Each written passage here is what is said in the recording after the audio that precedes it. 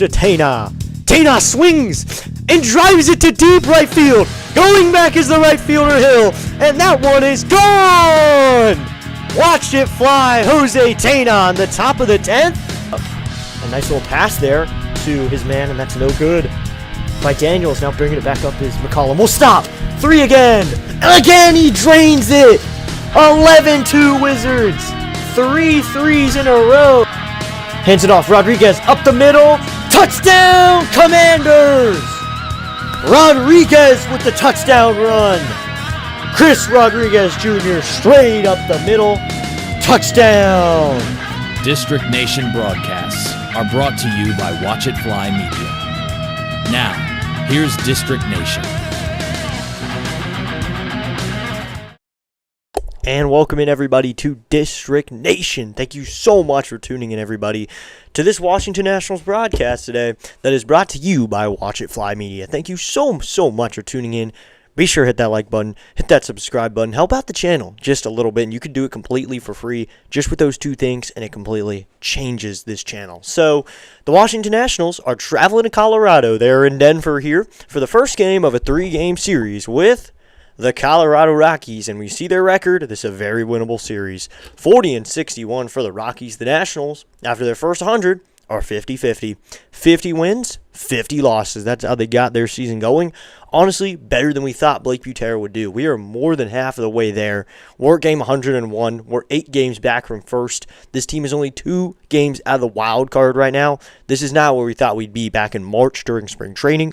We were hoping for 50 wins probably by the end of the year. I think that's where most people thought we would be. And here we are in a significantly better spot to start this season. And the Washington Nationals are really showing something with this really good offense. Because I want to recap the first 100 games. Because this is just, we're 100 games in, and it's July. So it's been a while. We're here for a while. And the Nationals are still in the running. So don't rule them out of anything. 50-50.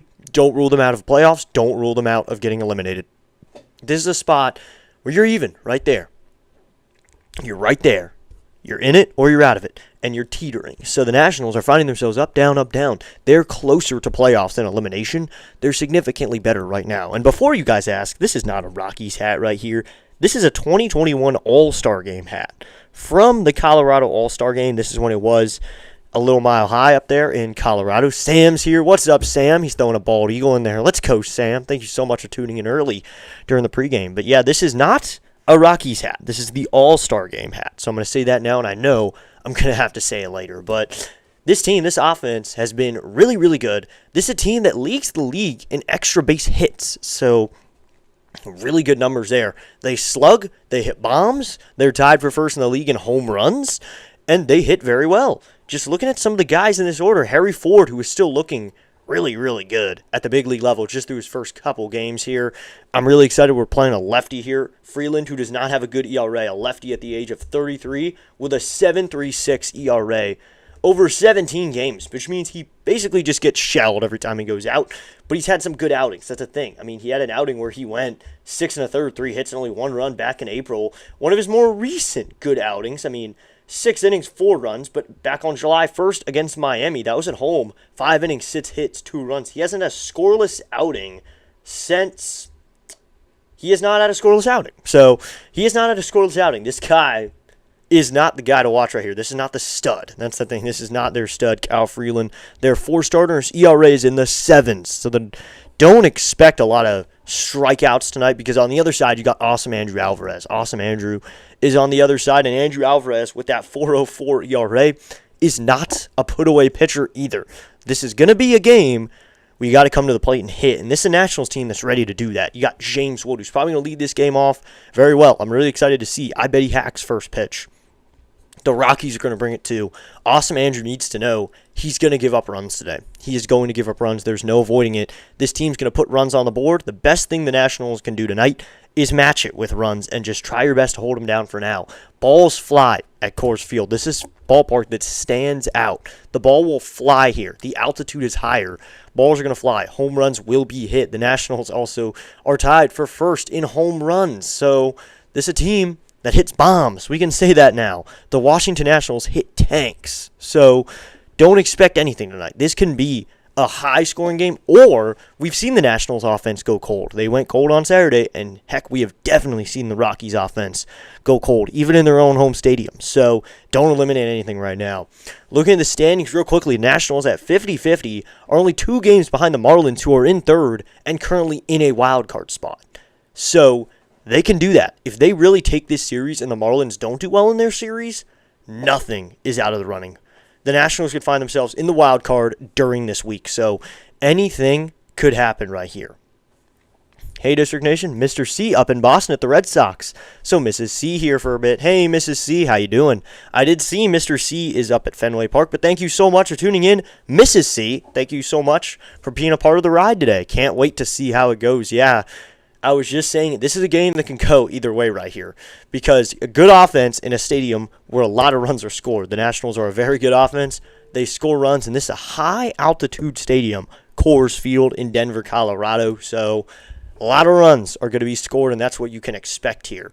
And one thing right here in the NL, you got the third most home runs in the league and the second most home runs in the league on one field. James Wood with 28 home runs, and Hunter Goodman has 30 home runs. He's in second. So balls are going to fly, and Austin Andrews on the mound. And Austin Andrew Alvarez is not necessarily a guy who's going to give you 6 innings, no-run ball. He's going to give you a gritty 5 innings. He's going to throw 100 pitches. His pitch count will be very high. He's going to give up runs, but he's going to be gritty. He's going to fight for every inning he has. His pitch count will be high, but he's going to use it well. And that's a thing I've always liked about Austin Andrews, the fact of the way he uses his pitch count. He's a bullpen pitcher, so he's not used to having to start games as much, so he uses his count, and he's brought that bullpen kind of mindset to the starter role, which I really like. How do they prepare for the altitude? I have been wondering. Yeah, a lot of athletes, it really just is. You got to get used to it when you start playing. That's what I've seen, is that when you go to Denver, you play the Denver Nuggets. If you play the Colorado Rockies, it's all the same. You just got to be ready for it. That's what I've seen, is you just got to be ready to have that problem. So I've always been curious about that too, but usually they just hit in batting practice, figure out the field, figure out the breathing then. They're in an evening game. Obviously, you work a lot harder during the game than you do in warm-ups. So I'm honestly curious too how they're going to feel. The Rockies are used to it, but obviously the Rockies are 40-61. So this is obviously home field advantage, and they're a team that's only 23-27 in their home ballpark. And the Nationals are 30-19 on the road. So with that, let's get started with the starting lineups here, and then we can talk more as this game gets underway. We're about 3 minutes from first pitch right here on District Nation.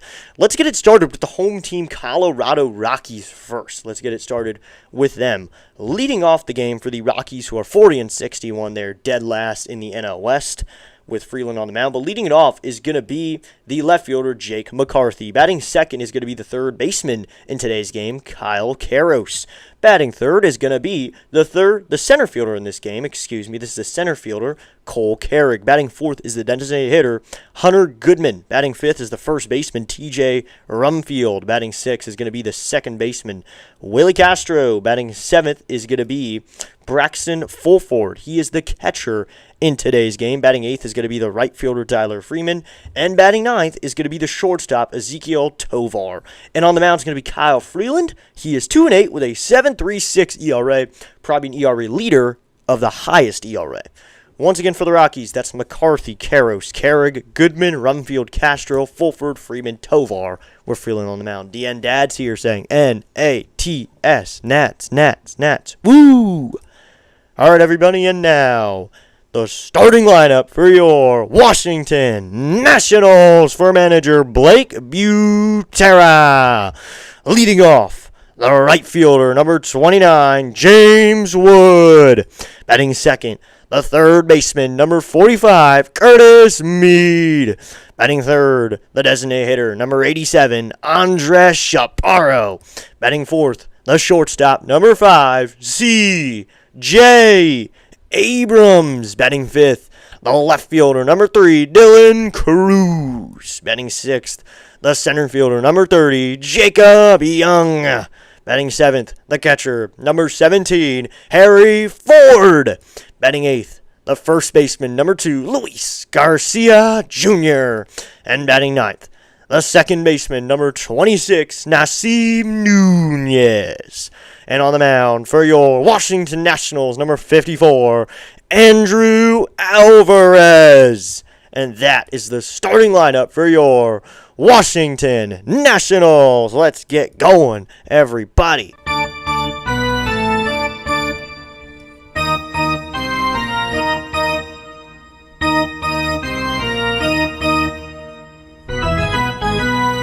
Charge! All right, Mrs. C asked, do we have someone on the injured list? Yes. Some notable names, Drew Millis, the backup catcher, is on the IL, but that has given an opportunity for Harry Ford to come in here at the big league level and do some damage. And another name, which is really sad, is PJ Pullen. PJ Pullen was sent to the IL, which was really important. He was our best bullpen arm. PJ Pullen was our best arm out of the pen, a good lefty. Didn't throw too hard, but he was very strategic. So Kyle Freeland will take the mound now as we get ready to go right here on District Nation. James Wood is going to lead it off. Kyle Freeland, 17 starts. He has a 2-8 record with a 7.36 ERA over 88 games worked. The only ERA possibly worse than Miles Michaelis is Kyle Freeland. Freeland going to bring you a fastball, a cutter, a knuckle curve, a changeup, and a sweeper. His fastball is going to use the most, as well as a cutter. But once again, the only pitcher worse in the MLB than Meatball is probably Freeland. And Freeland here will pitch to Wood. First pitch to James Wood is high and in, ball one. And we are underway here at 8:40 p.m., right on time from Coors Field in Colorado. James Wood up to the plate for the Nationals. 28 home runs, as we mentioned. Third in the league. Here's the 1-0 to Wood. Wood check swing called. Strike one on a sinker on the lone outside corner. And it is a 1-1 count now. 1-1 here, no one gone. Top of the first, just getting started here. Freeland into the wind. The lefty delivers to the lefty Wood. Wood takes a cutter, low ball two, and it's a 2-1 count. Couldn't clip the zone that time. So it's 2-1 here. Dan's here. He says, what up, District? What up, Dan? Thanks for tuning in. Freeland goes into the wind here. The 2-1 to James Wood.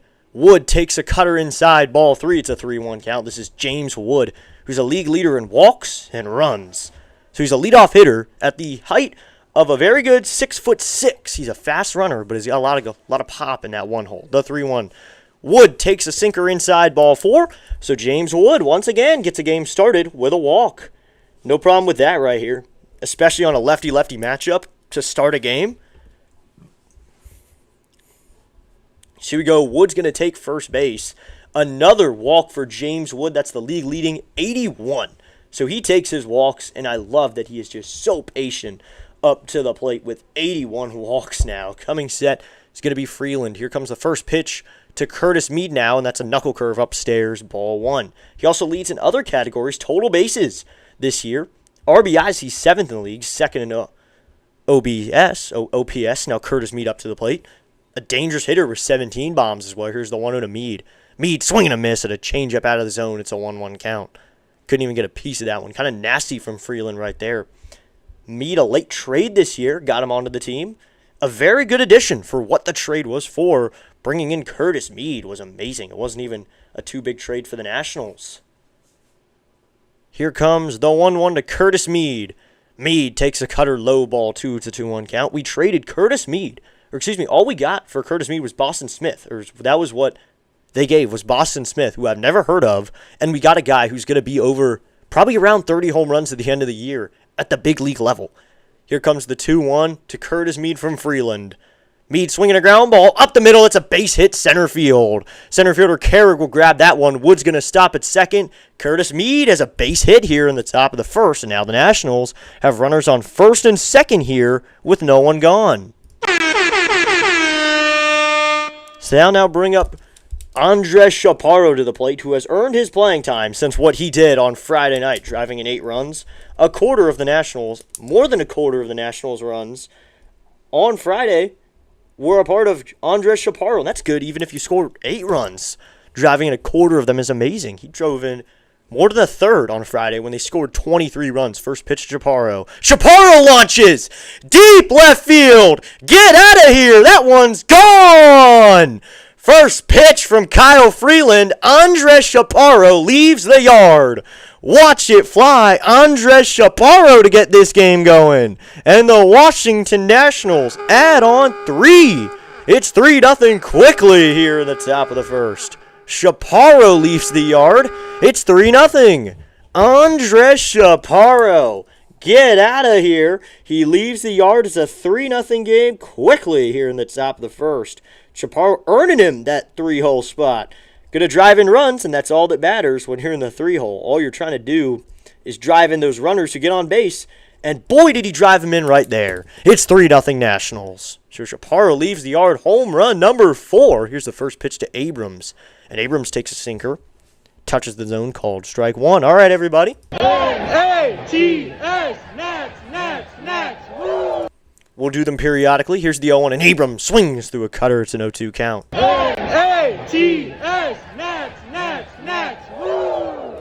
A-T-S, Nats, woo! Now Abrams swings through a knuckle curve, and that's a strikeout. Abrams is down swinging. We got our 3 NATSs, and I believe, I'm just going to go on a limb here, I don't think that's the only 3 we're having tonight. Andres Chaparro with a bomb to left field, and this place is far out to left. That's the thing. It's a big stadium. Balls fly here, though.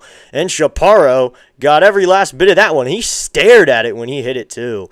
So it's 3-0 now. First pitch to Cruz is outside, ball 1. It's a 1-0 count. Let's go. Dylan Cruz now up to the plate, but Andres Chaparro makes it 3 quickly. The pitch to Cruz, and he hits this one out to right, but this one hooking, and this one will be foul and out of play, so it'll be a 1-1 count. 3-0 game quickly here in the top of the first. A walk from Wood, a base hit from Meade, and then Chappie drives in the runs. Here's the 1-1 to Cruz, and Cruz takes a fastball upstairs. Mr. C checking in from Fenway. Can't hear a thing, but the game looks great so far. Hey, Mr. C, then I'll give you a wave then. So I'll give you a wave, Mr. C. Here's the 2-1 to Cruz. And Cruz takes a sinker upstairs. Man, the one night Mr. C misses out, and he misses an Andres Chaparro 3-run home run. He's been here for the bad games. He just missed a really good start to a game, at least. Chaparro, though, is really starting to rack up RBIs ever since that game on Friday. Here's the 3-1 to Cruz, and that's away ball 4. So the first 5 batters to hit, 4 of them reach base with Dylan Cruz drawing that walk. Just no fun for Abrams. Abrams had a home run last night, though. RBI 16, 17, and 18 for Chaparro. Home run number 4. And this dude has an on-base percentage of .347 with an average at .210. Really helps out when you've drawn 12 walks this year, and he had that in his career before. He had added up to 12 over his first 2 seasons in the MLB. Now he has 12 just this year. So that'll bring up JY now, who's sitting in the 6th hole here. Jacob Young. Cruz getting a good lead. Freeland does face him, though, as he's a lefty, so he'll face Cruz here. Jacob Young, always a threat to lay out a bunt. Maybe he'll do it right here. With 1 gone, try to get on base. Here's the pitch to Young. And Young swinging a miss at a cutter. It's an 0-1 count. Young couldn't hit that pitch at the bottom of the zone, and it's an 0-1 count now. Jacob Young up to the plate, .225 average. 8 home runs, 32 RBIs this season with a .654 OPS. He's been good, and that's the one thing.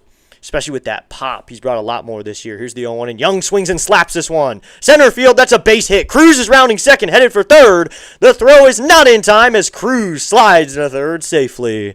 Jacob Young with a base hit to center field right there. And now there's runners on the corners here with 1 out. Jacob Young slapping a pitch right back where it came from to center field. Cruz was on the move on the play. Second baseman went to cover the bag, Willie Castro, but he didn't really have a chance at getting that one anyway. It was hit pretty high, so no way to make a jumping play right there. Runners at first and third for Harry Ford right here. Harry Ford up to the plate. In the big league so far, over a couple games thus far, he has a great average at .375 with 3 hits, 1 home run. Coming sets Freeland. Here's the first. Oh, he'll go over to first, back in safely on a dive is Young. They're probably going to run some sort of play that gets Young in a movement so you can try to score Cruz. So runners on the corners here with 1 gone. Coming sets Freeland. Here's the first pitch now to Harry Ford. Ford, check swing right in front of the plate. They're going to go to first. They're going to go to second with it in time for out number 2. So it's a fielder's choice to go to second, and there's still runners on the corners now. So Young couldn't move because Harry Ford just check swing that one right back to the plate. Excuse me, check swing. Goes about 2 feet, so the catcher grabs it, fired it to the shortstop for a fielder's choice. Cruz was not able to come home. It was not hit hard at all. So that's out number 2, and that'll bring up Louie now with 2 away. Luis Garcia Jr. here with a chance against a lefty. Here's the first pitch from Freeland to Louie. Garcia grounds this one to the first baseman. He makes a nice play. Goes to first in time for out number 3, and that will end the inning. But the Washington Nationals get 3 to start this game. And that was the thing I said. If you want to win in Coors, you got to score runs. They sent 8 guys to the plate. They get 3 runs. Couldn't do anything with the others, sadly. But 3 runs is still 3 runs.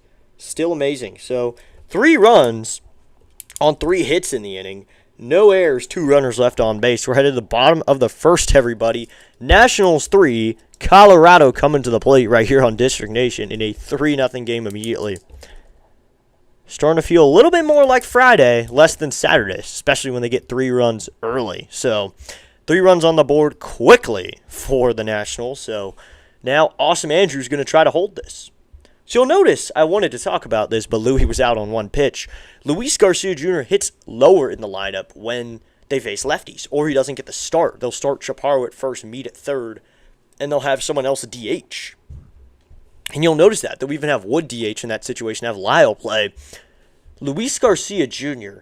is not terrible against lefties. He's hitting .287 against righties, .225 against lefties. One thing, though, 18 of his home runs are against righties, only 2 against a left-handed pitcher. So I understand it there because he is not as productive. His best thing this season has been his pop and his power. It's been what he's providing. And now when you're facing lefties and you're doing that, they're probably not going to start you or hit you lower in the order, treat you the way you hit against lefties, .225 with 2 home runs. So they're going to hit you lower in the order. It'll be McCarthy, Karros, and Carrig in the bottom of the first for the Rockies, who are 40-61, dead last in the NL West. So here we go, everybody. Bottom of the first.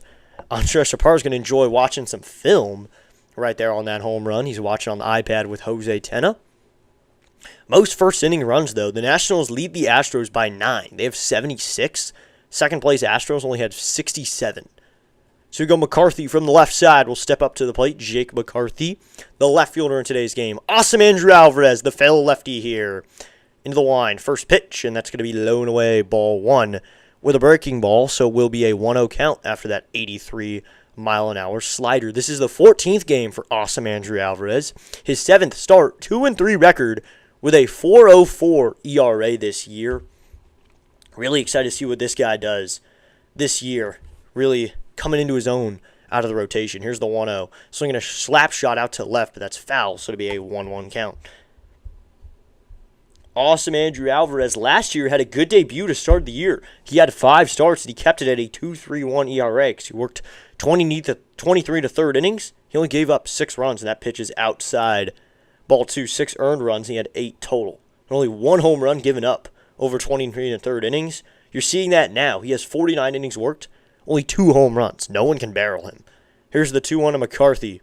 Swinging a ground ball foul to be a 2-2 count. The way he mixes up his pitches, you'll see the movement in so many ways. He mixes up the pitches. You can't just focus up and hit the fastball because you may not get a fastball in an at-bat.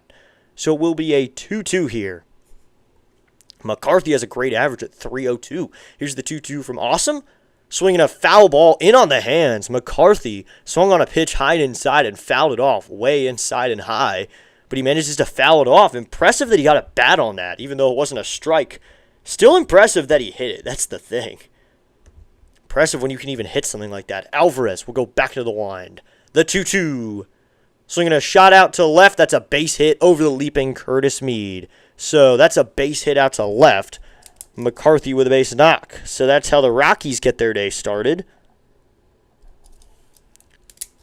Go Nats. Nice start tonight. What's up, Kahoot? Thanks for tuning in, man. What happened? Mind catch me up. What happened? So really just the big thing is the Andres Chaparro 3-run home run. That's what you're going to see is just the 1 run. So Andres Chaparro 3-run tank. Coming set to going to be Alvarez. First pitch to the righty Karros is going to be low, ball 1. So it is a 1-0 count here up to the plate. Kyle Karros for the Colorado Rockies. A guy over 286 at-bats. Has 9 home runs, 34 runs driven in. You're going to drive in a lot of runs if you play in course 81 games a year. Here comes the 1-0 to Karros, and that's outside ball 2. Yeah, the biggest thing to catch you up on is the Chaparro 3-run home run. Wood draws a walk, Mead with a single, then Chappie hits a 3-run tank. So that's all you really need. Nice, yeah. Exactly, really good there. So it'll be a 2-0. Coming set is Alvarez. Here's the pitch. Just inside, ball 3 with a fastball. Maybe that one's a little low as well. So it will be a 3-0 count now. So Alvarez actually had some trouble with walks last time out when he was at Nationals Park before the deadline. Is at 3-0. Is in there. Called. Strike 1 on the outside corner. Caro started the walk towards first. He thought that one was going to be ball. He was starting the walk, but it wasn't. So to be a 3-1 here. Awesome Andrew steps back onto the rubber. He comes set here. It'll be a 3-1 count to Caros. Here's the pitch, and Alvarez will sling over a throw to first, and the throw gets away from Garcia. This one's going to go down the first base line. Garcia will grab it. Stopping at second on the play is McCarthy. So it's probably going to be E1 that time. That moves him up to second base. So now a runner in scoring position after Alvarez tries to pick off, and the throw gets away from Louie. Not a good decision there by Awesome. They're going to say it was an error on Andrew Alvarez on the throwing error. That one got away from Louie. Didn't really have a chance at catching it. So throwing error by Alvarez. So there's a runner at second here with no one out. Here's the pitch, and that's low, ball 4 from Alvarez. You know, before, May, June, Alvarez was not having problems with the walk at all. That wasn't really a threat, but now, later, July, he started to have a little walk problems. People are being a little more patient towards him, getting down to 3 balls. You'll notice teams are doing that more against him as he starts more games. So I'm bringing up Carrick now, the center fielder. Coming sets Alvarez. Runners at first and second. Here's the pitch, and that's high ball 1. It's a 1-0 count. This is Cole Carrick up to the plate. A 3-hole hitter. Usually he's got a lot of pop. This guy, 3 home runs. Coming set is Alvarez. Here's the 1-0. Swinging a fly ball out to left. Coming in is Cruz. Still coming in. He makes a nice running grab for out number 1. That'll hold McCarthy at second and Karras at first. Cruz, who was playing deep, came running in and makes the catch for out number 1. So 1 gone here. Awesome Andrew manages to get the first out here. So 1 out, and that'll bring up Hunter Goodman now, this team's best hitter. You know, you'd think Hunter Goodman would be a 3-hitter, but they also like him leading off innings, so they have him in that 4-hole. So they're basically just saying he's going to get 1, 2, 3 innings. They're going to have 1, 2, 3s, and Goodman takes a pitch inside and low, ball 1 with a slider. And the 26-year-old having a very good season with 30 home runs, having a great season. Before, he had never had more. He had a great season in 2025, pardon me, 13 in 2024, so has had decent seasons in a row here. Here's the 1-0 to Goodman. That's low ball, too, so there's usually that good NL catcher.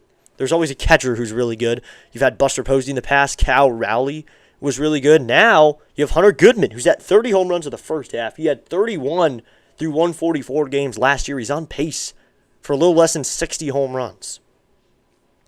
The 2-0 from Alvarez. That's upstairs, ball through the curveball. It's a 3-0 count. Ford tried to frame it. He couldn't, so to be a 3-0 count. Hunter Goodman tied for the league in slugging percentage with Kyle Schwarber. He's tied in the NL. Second place, James Wood. So to a 3-0 Goodman. Here's the pitch, and that's low and inside, ball 4. Second walk of the inning for Awesome Andrew. Gets him down to 17 pitches. So this could trigger a mound visit. Yes, it will. Simon Matthews is going to come out here. The bases are loaded here with 1 out. And TJ Rumfield will come to the plate for the Colorado Rockies. So some real trouble now for Andrew Alvarez, who does have 3 runs of cushion right here. So a mound visit right here. And Rumfield will get the opportunity now. TJ Rumfield will hit. Simon Matthews talking it out with the young, awesome Andrew Alvarez. The young crisp age of 27. So a young guy. But he's soon to hit 30. He grinded it out in the minors for a little while. He finally gets the chance this year to really show it off. Was consistently a low-rated prospect, always on the top 30 list for the Nationals. He finally gets that shot this year to prove himself in the big leagues. TJ Rumfield, 299 average, 13 home runs, 51 runs, driven in with an 860 OPS. He's been good. So Alvarez here will face him with the bases loaded. Coming sets Alvarez. The pitch to the lefty Rumfield is low with a slider, ball 1. If I'm Simon Matthews in that last mound visit, I'm telling him to throw more strikes. And he obviously, he takes a deep breath right here, but He obviously hasn't. At least that first pitch shows it. Here's the 1-0. That's right in there, called strike one. There you go. So probably some words of encouragement are just try to pump the zone a little bit. Don't worry about them hitting it. Get some in the zone. Get a couple outs. So be 1-1 here with 1 out. Cummings sets Alvarez. Here's the pitch. Swinging a ground ball. This is to the first baseman, Garcia, but foul. So it'll be a 1-2 count. If that one's fair, he's a little later on it. He hits that one, Garcia. That's a double play right there. It'll be a 1-2 here. Alvarez just touched 20 pitches right there. It'll be a 1-2 here.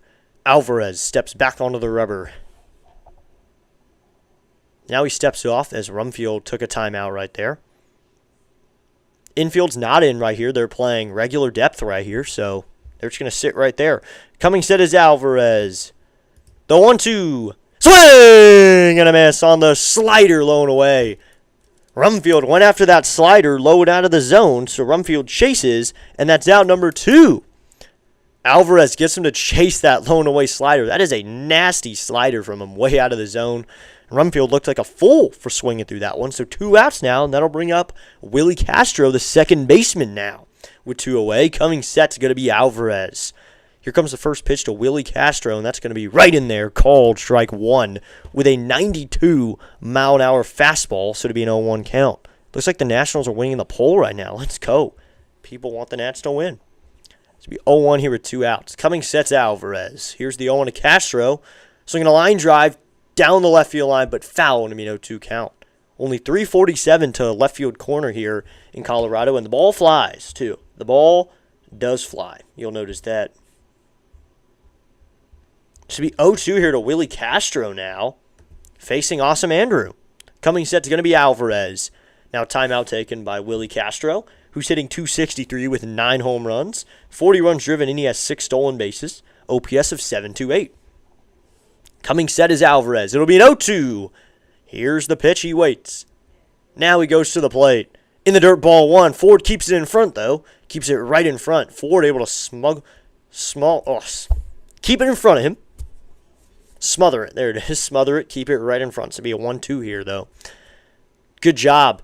Hitter Castro got out of the way in case it went away from Ford, giving the opportunity for McCarthy to try to come home, but he doesn't. So it'll be a 1-2 here. Here's the pitch from Alvarez. He delivers. Swinging a shot out to right field. Coming in now is Wood. He's under it. And James Wood makes the catch. And that's out number 3. So Awesome Andrew Alvarez manages his way out of a bases-loaded 1-out jam with no runs in the inning.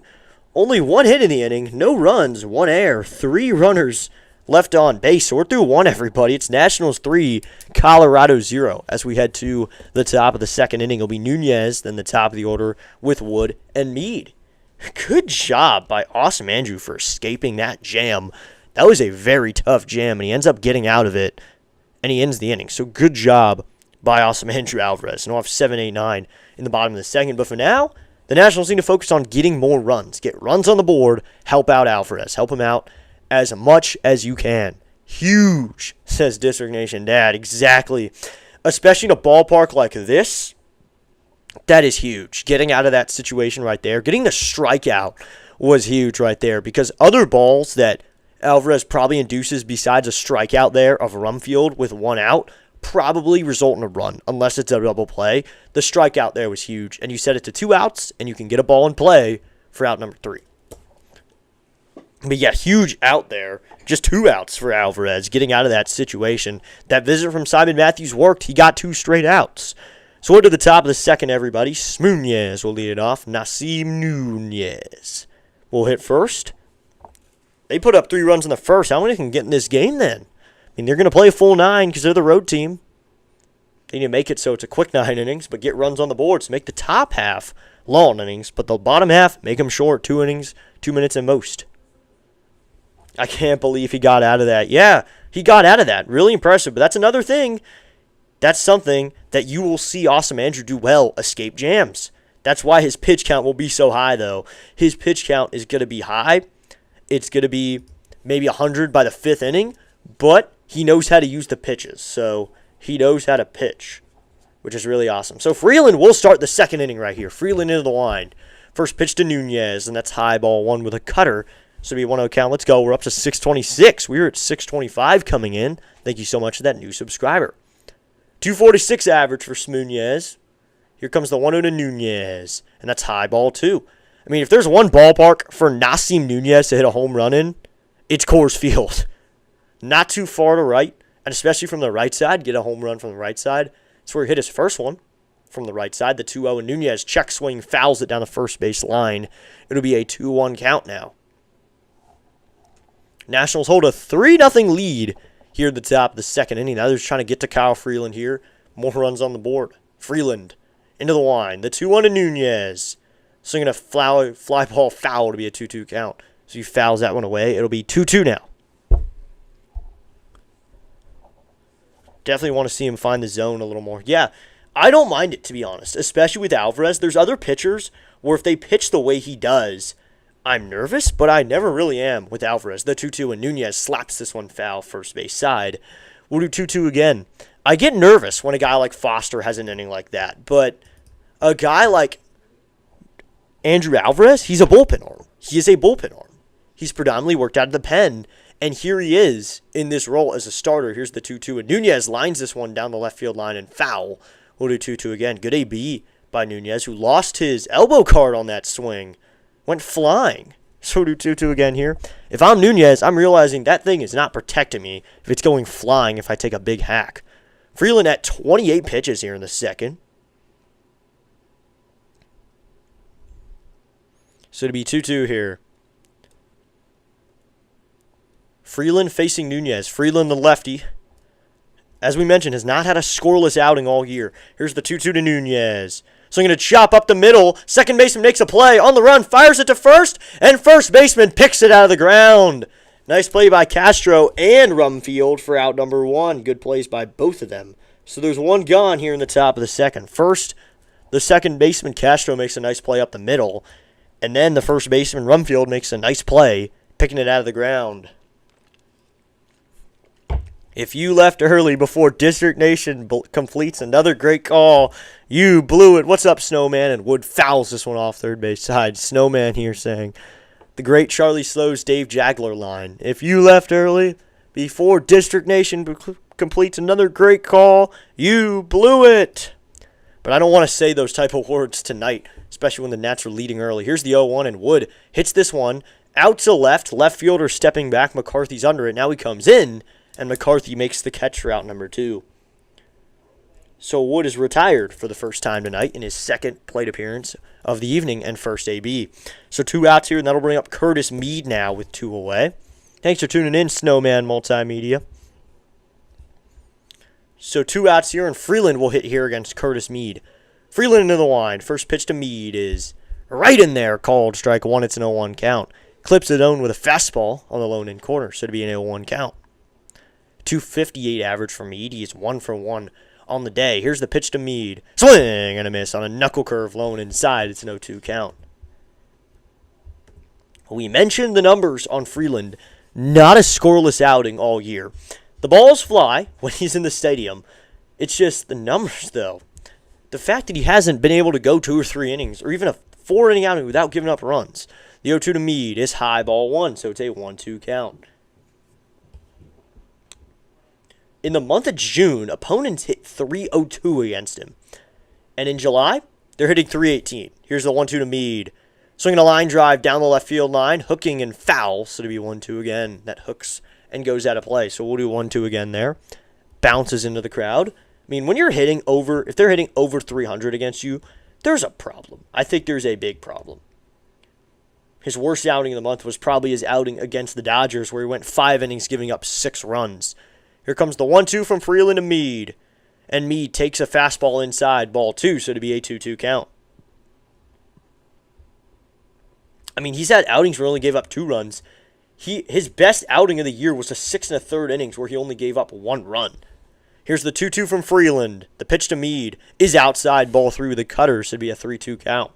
I mean, that's honestly sad when you only give up your best outing has been 1 earned run, but there are pitchers on the Nationals team who are probably like that. Here comes the 3-2 from Freeland to Mead. Swinging a ground ball. This is through to left field for a base hit. Curtis Mead with yet another knock. he has been just hitting the ball very well. He is seeing beach balls right now. So he has a base knock here with 2 away, and that'll bring up Chappie once again. Andres Chaparro will come to the plate right here. He is seeing beach balls with the way he's been hitting of late. Curtis Mead has been raking these days. So base hit to left field last time.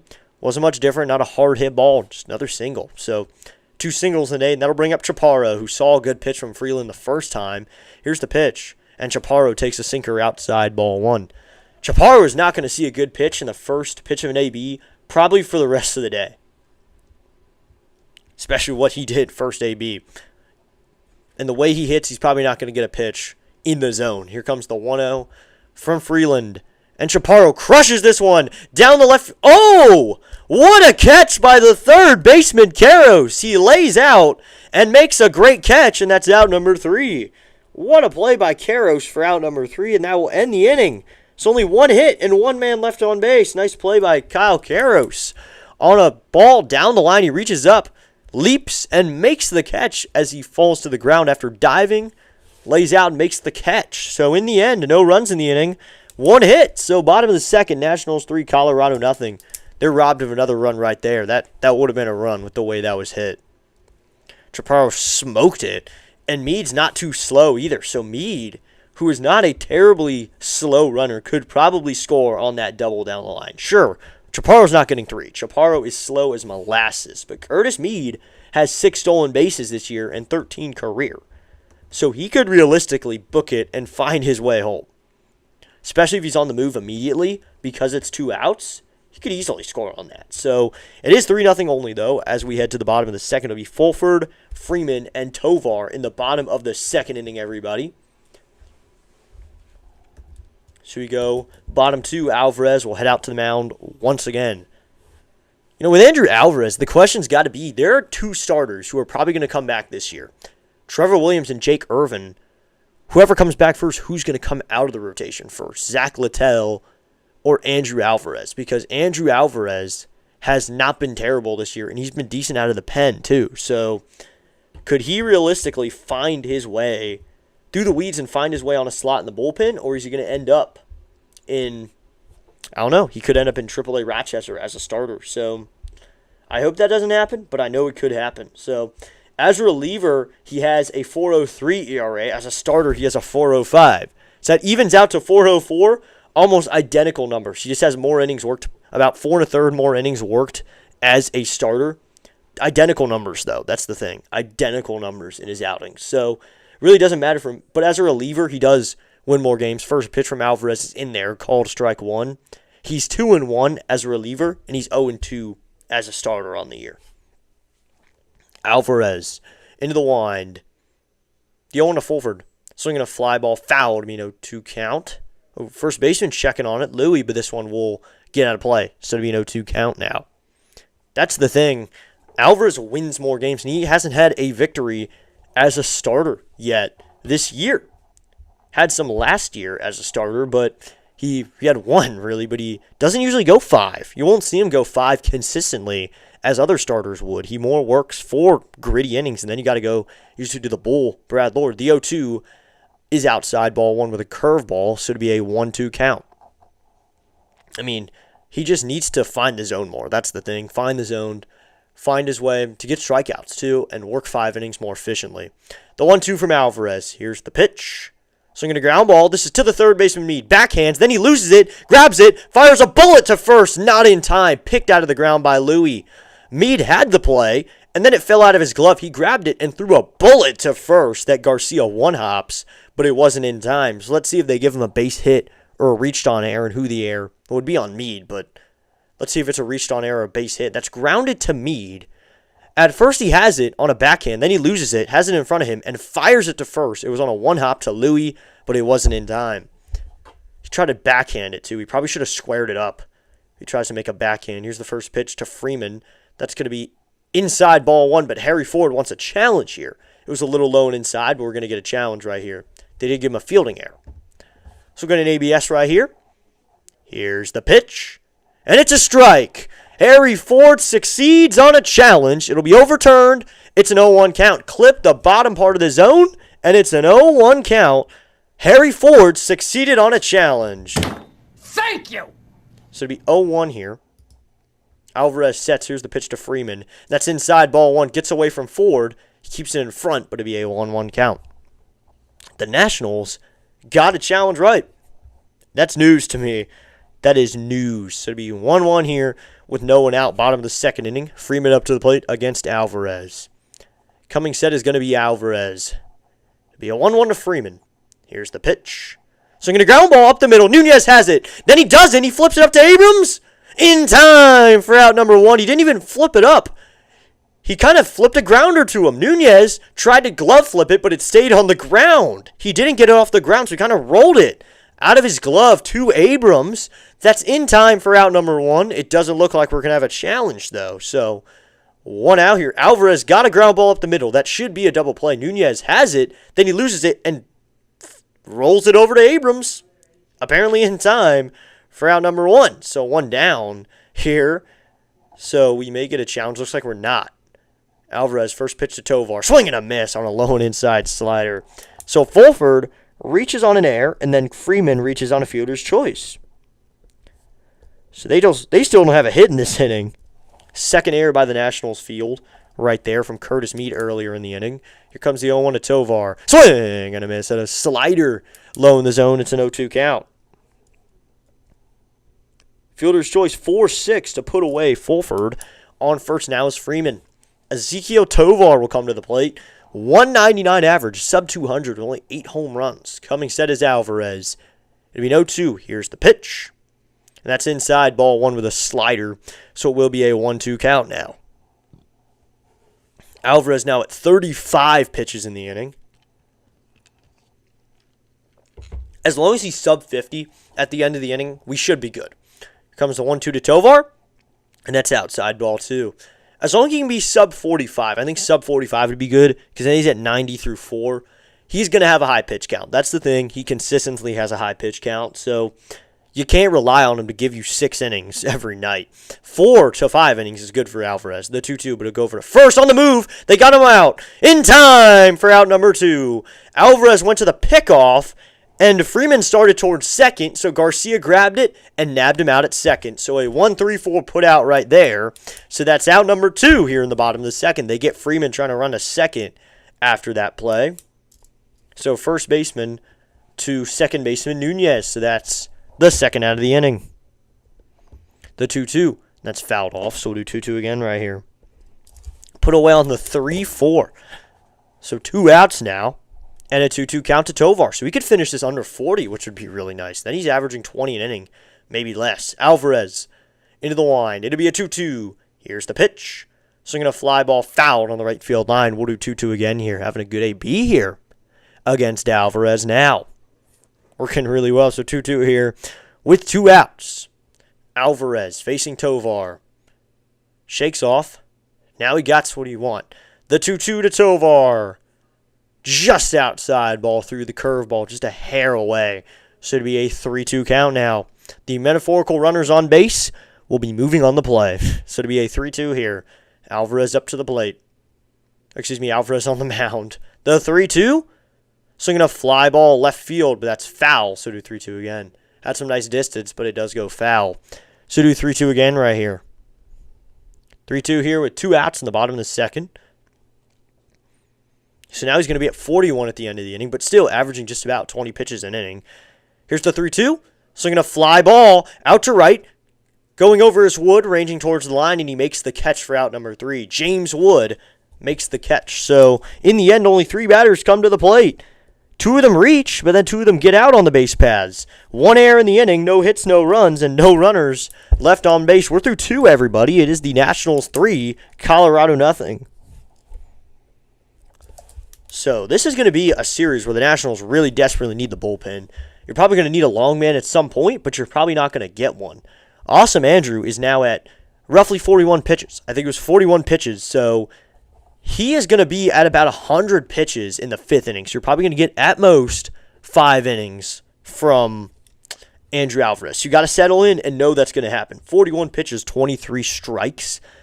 That's a little over 50%. That's the thing. That is a little over 50%. That is 56%. So you can't expect the guy to go 5 innings or even 6 innings. You can probably expect a good 5 innings.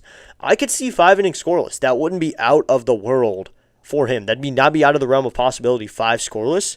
And that'd be really nice because this bullpen is really deflated for the Nationals. They need to find an arm who's going to step up. Carson Palmquist has been a guy who can consistently go a couple innings. Not going to say they're amazing innings, but he can go a couple innings. Max Kranick has shown he's probably not your guy. Neither is Matt Crook. Justin Lawrence will work about an inning. Orlando Robalta, decent arm. Riley Cornelio is a good arm, but he's probably not fresh because he pitched on Friday. He maybe could be ready for Monday, but he need to go 1 or 2 innings. So maybe he's the guy you call upon in the 6th inning when Alvarez is done. Try to get 2 innings out of him. Go to Robalta for the 8th. Go to Lawrence for the 9th. So maybe that's what you get. Maybe. So here we go to the top of the 3rd. Thank you so much for tuning in, everybody. Be sure to hit that like button, hit that subscribe button. Help out the channel just a little bit as we head to the top of the 3rd inning. It'll be Abrams, Cruz, and Young for the Nationals in the top of the 3rd.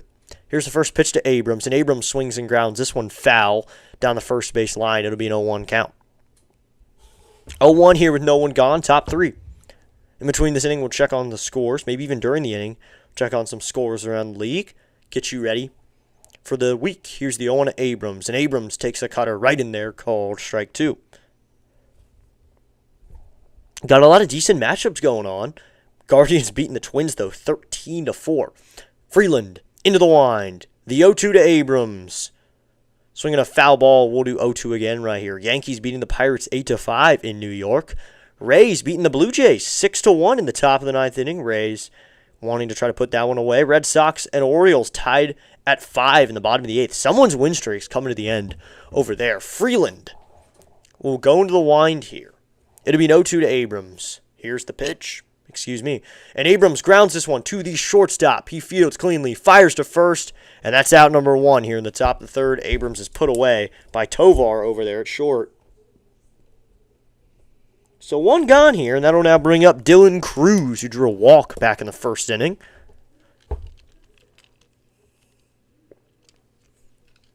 Freeland now at 44 pitches, so his pitch count is a little lower than Alvarez, and Freeland's getting not a great outing. Here's the first pitch to Cruz. That's going to be in there, called strike 1 on the low and outside corner, so it will be an 0-1 count now. I mean, three runs, 3 innings. It's not a terrible outing for Freeland. Here comes the 0-1 to Dylan Cruz up to the plate.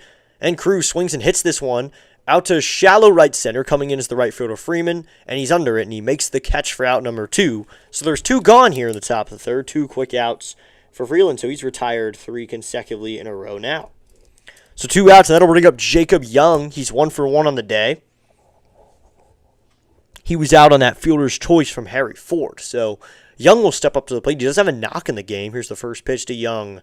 And Young takes a cutter outside. Ball 1. It's a 1-0 count. This would be a stadium where it would be really nice if Jacob Young could leave the yard right here. If I haven't noticed, I haven't mentioned it just yet. So the Nats are wearing their road grays. Here's the 1-0, and Young hits this one foul. First base side to be a 1-1 count. Nationals wearing their road gray, red, white, and blue trim. Washington inscripted in blue across. The Rockies are wearing their alternate purple jerseys. Black and white trim. It'll be a 1-1. Here's the pitch from Freeland to Young. He delivers, and Young swinging a miss on a low and inside knuckle curve.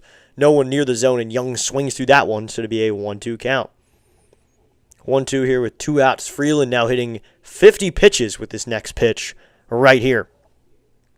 Young up to the plate. Kind of trying to find his way out of a slump here. Here's the 1-2 to Young. And Young takes a fastball inside, ball 2. What letter grade would you give the Nats the first 100 games of the season? That's hard because I would give the offense an A and the bullpen an F. The pitching a C. Here's the 2-2 to Young. Swinging a fly ball, hit out towards center. Going out is Carrig, now coming in a few steps, and Carrig will make the catch for out number 3. So that's 3 outs for the Colorado Rockies. They get a 1-2-3 inning. So the Nationals are headed right back out to the field. Alvarez gets a quick break that time. He'll go right back to work in the bottom of the 3rd. Let's go bottom of the 3rd inning. They'll have the top of the order with McCarthy, Karros, and Carrig in the bottom of the 3rd for the Rockies. Yeah, I think I'd give the offense. The offense is really making the grade high. Just looking at the offense, I grade them in an A. Then you go down to the pitching, and I mean maybe a B- at that point. Then you go down to a C when you get to the bullpen, and the fielding raises it to maybe a C plus, B-. Somewhere around a C plus, B-, anywhere between there would be the first half for the Nationals because the offense was so good and the pitching just not back them up, and that's why we are 50-50 at the break. Eric's here. What's up, Eric? He says hi. Thanks for tuning in, Eric. Be sure to hit that like button, hit that subscribe button, everybody.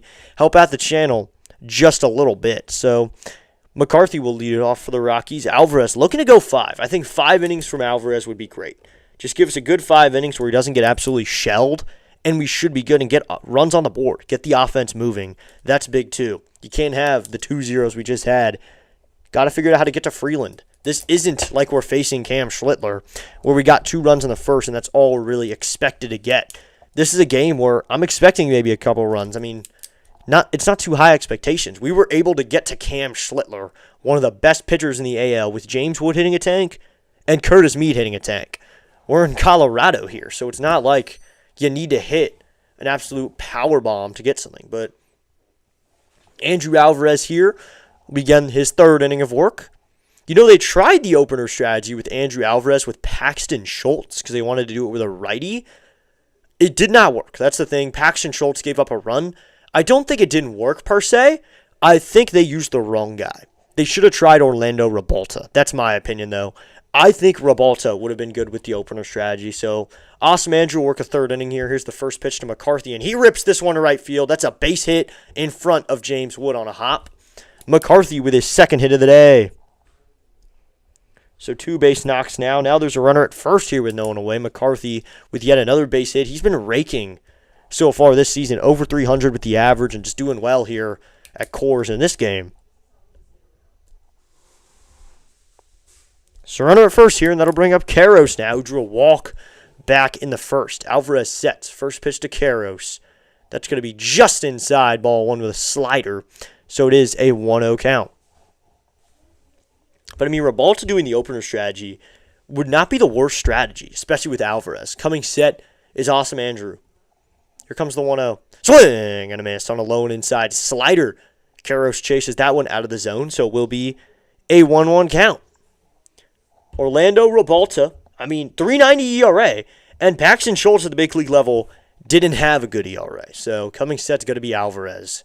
It would be a 1-1 to Karros. Here's the pitch. Swinging a line drive, left field, coming in is Cruz. Now coming back, and Dylan Cruz makes a nice catch for out number 1. So that's a line out there, maybe a fly out. They'll probably end up scoring it officially as a fly out. But 1 out now. Karros out to Dylan Cruz out in left center field on a fly. So 1 gone here in the bottom of the 3rd, and that'll bring up Carrick now with 1 out. Dan asks streaming schedule this week. I have no idea. I think of it usually on the fly more in the summer than I do in the fall and spring, but we'll figure it out. Here's a pitch from Alvarez, and that's going to be right in there, called strike 1. I should be able to cover all 3 games this series, then maybe a Red Wings game on Thursday. Then when the Nationals return home, I should be able to cover maybe a couple of those. I'm going to a game on Saturday, going to Citizens Bank to see a game. Coming sets Alvarez. The 0-1. Called strike 2 with a fastball, but Carrick wants an ABS challenge right here. So Carrick ABS's that one. We'll get another look. Here's the pitch, and it is a strike at the top of the zone. He goes down. It's an 0-2 count. That's confirmed. So good challenge there by Cole Carrick. Great challenge, man. What a challenge by Cole Carrick. It is confirmed to be a strike. The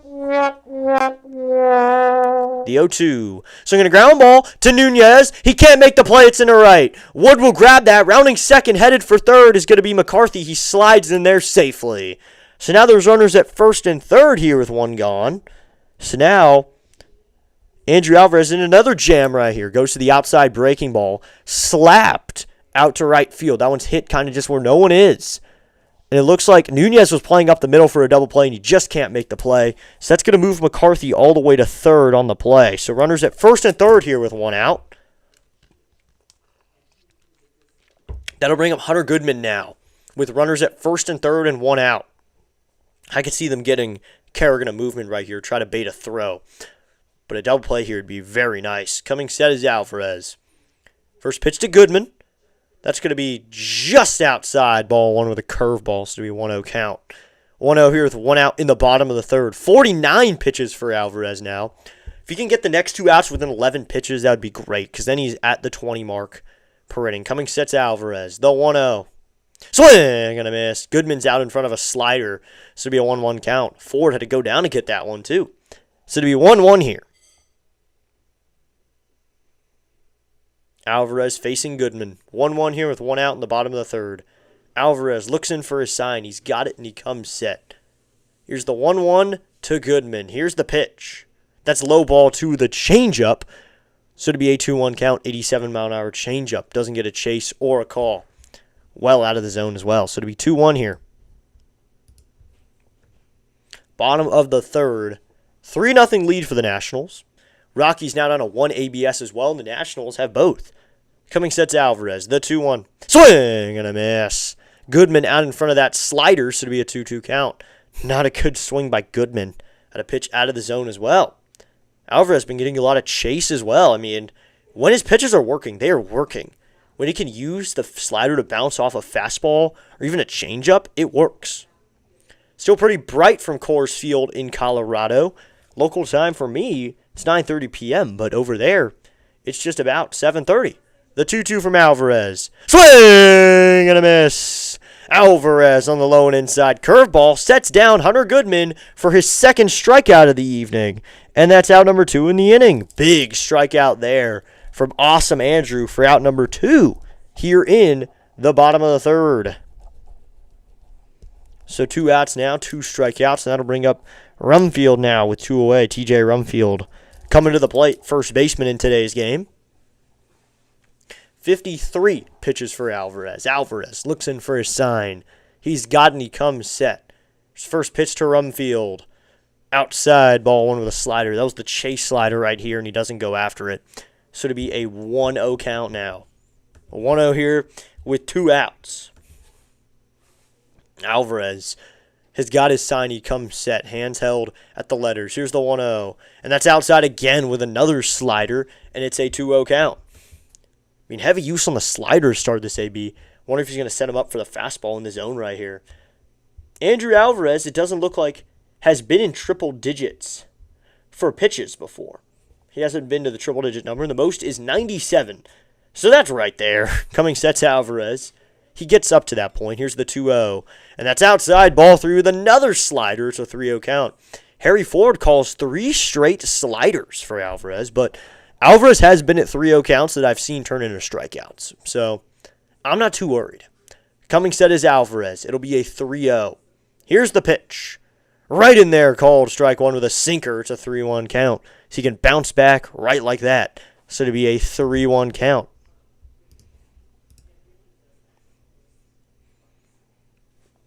So coming sets Alvarez. Here's the 3-1 to Rumfield, and that's high, ball 4. So that's another walk for Andrew Alvarez. That's his 3rd walk of the evening. So that'll load the bases once again. So once again, Alvarez loads the bases. Pitches. He had 25 back in the first, 16 in the second. He has 17 here in the third. So this is going to be a game where you're going to need the bullpen, and you're going to need a lot. Needing the bullpen here in D.C. is never good, though. You always want the starter to go long. So 2 outs here, and Willie Castro up. Castro swinging a shot out to center. Going back is Young. At the track, at the wall. It's off the wall. This is going to tie the game. Throwing it in. They're going to try to get the runner at home. No, they're not. It's now a 3-3 game. Just like that, the Rockies tie it. Willie Castro has an RBI double for the Rockies, and it's now the Nationals 3, the Rockies 3. It's 3-3 here in the bottom of the third.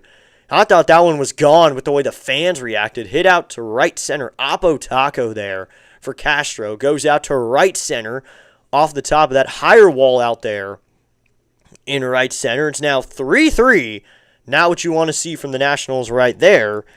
A 3 RBI double for Willie Castro off of Andrew Alvarez. So first pitch from Alvarez is in there. Called strike 1 to Fulford, and it's an 0-1 count. So it's a 3-3 game. Just like that, we're tied. Just like that. Coming sets Alvarez. Here comes the 0-1 to Fulford. Swinging a fly ball foul to be no 2 count. But just like that, we're tied. Just like that. It can happen just quickly like that, especially when the bases are loaded. Especially when you load the bases with 2 outs. They can change the game with one swing in so many different ways. Coming sets Alvarez, the 0-2. Swinging a fly ball foul. We'll do 0-2 again right there. He goes to the fastball there. A 91 up in the zone, so we'll do 0-2 again right here. Let's go. We're up to 627 subscribers. We just gained a subscriber right there. Thank you so much to that new subscriber. Coming set is Alvarez. The 0-2 to Fulford. Here's the pitch. Swinging, he hits this one. Out to right, coming in is Wood. Wood under it, and Wood will make the catch in fair ground, hugging the line for out number 3. So 3 outs here through 3 innings, but that is not what you want because it's 3-3. And there you go. Andrew Alvarez gives up a 3-run double to Willie Castro, the big momentum chaser here, and it is tied now in Colorado. 3 hits in the inning, 3 runs. No errors that time, at least, and then 1 runner left on base. But here we go. We're tied at 3 now as we head to the top of the 4th. Nationals 3, Colorado 3. Let's go. We're up to 628 subscribers. Now we're only 2 away from 630. Can we lock back in Nationals? Yeah, I hope they do too. Figure out the offense right here. You're facing Kyle Freeland, who has not had a scoreless outing his entire year. So this is a guy who hasn't had a scoreless outing in at least a year. At least. That's the thing. At least a year. So this is a guy, this is a game where you got to get going. You got Ford, Garcia Jr., and Smuñez coming to the plate. You got to figure it out right here. So this offense is going to be the thing that got to figure it out right here. He's been pitching since 2016. That's got to be his worst season on record then. So last year he had some scoreless outings. Last year he had a couple scoreless outings, his most recent being September 5th last year, where he worked 8 innings, 2 hits, and 10 strikeouts. That was Freeland. The same Freeland that's pitching right now had 8 innings, and he had 10 strikeouts. So he can be a beast when he wants to. It's just this year he kind of fell off a little bit. Let's go. We're up to 629. What's up? Michael's here. What's up, Michael? Got money on this game. Got to lock in. Yeah, I get it. Should be 3-0. Yeah, it probably should be 3-0. That's the thing. It probably should be. Yeah, this is not over yet. This is not over. We got 6 innings to play, and we're tied at 3. So it's not even like it's a bad score. So we go top of the 4th inning, everybody. Top of the 4th, tied at 3 now, but Harry Ford coming to the plate here to face Freeman. And it's not like the Rockies have an exceptional bullpen. Theirs is similar to ours. First pitch to Ford is upstairs, ball 1. If one change can put us ahead by 3, then one swing can do it again. And Harry Ford can put us up maybe. So here we go. Here's the 1-0 to Ford. Ford takes a knuckle curve in there, called strike 1 in the inside part of the zone. So it's a 1-1 count. 1-1 here with no one out, top of the 4th. Kyle Freeland strike out, 3.5. All right. Here's the 1-1 to Ford. And Ford takes a fastball inside, ball 2. He's currently at 1 strikeout. He struck out Abrams back in the 1st inning. So 2-1 here with no one out, top of the 4th. Freeland checking his sign. He goes into the wind. The 2-1 to Ford. Ford checks swing, fouls this one off. It's a 2-2 count. Ford reached on a fielder's choice back in his first AB, but it was stranded at first in the inning. So be 2-2 here. Freeland looks in for his sign. He will now go into the wind. The 2-2 to Harry Ford. Ford swings and fouls this one off once again. Good AB by Harry Ford right here. So we're now 1 away from 630, everybody. Let's go. We're just 1 subscriber away from 630. So be 2-2 here with no one out, top of the 4th. Freeland looks in for his sign. He's got it. He'll now go into the wind. The 2-2 to Ford. Swing and a miss, but the catcher missed the tag on the drop third strike. He'll throw it over to first in time for out number 1. So Ford is down swinging. That's the second strikeout for Freeland on the evening. Ford goes down on a breaking ball low and in. He can't hit that one. So it's out number 1. That'll bring up Louie now with 1 out. So 1 out here. Freeland in the wind. First pitch to Louie. Garcia takes a sinker inside, ball 1. The pitcher wants a challenge now. Wow. The pitcher's going to challenge this one. We'll see if Freeland's right. Here comes the pitch. We'll look at the ABS right here. Here's the pitch. And it's a strike. Kyle Freeland got the challenge right, and that was overturned to a strike. So it's an 0-1 count to Louie now. So the Rockies succeed on a challenge. Here's the 0-1 to Louie. In there, called. Strike 2. Right with a fastball, so it's an 0-2 count. Jonathan just subscribed. Thank you so much, Jonathan. Thank you so much. We're up to 631. Let's go. The 0-2 to Louie. He swings and hits this one into right center field. That's a base hit, right center. Not hit too hard. Carrick will come in and grab that one from center field. But Louie delivers here. With a one away, there's now runners at first here with one gone. So Luis Garcia Jr. with a base hit to right center. So a runner at first here with one gone. Let's get this, Nationals. What's up? What's up? He says, let's go. Let's get this, Nats. Yeah. Yo, let's go. I'll take it. Yeah, I'll take it too. So to be Smunez now with one down. Here's the pitch to Nasim. That's right in there, called strike 1. Well, the changer of games is on deck. So we got our biggest bat waiting on deck here. So just no double play right here and we're fine. It'll be an 0-1 here. Coming set is going to be Freeland. Hands held right around the letters. Here's the 0-1 to Nunez. Here's the pitch.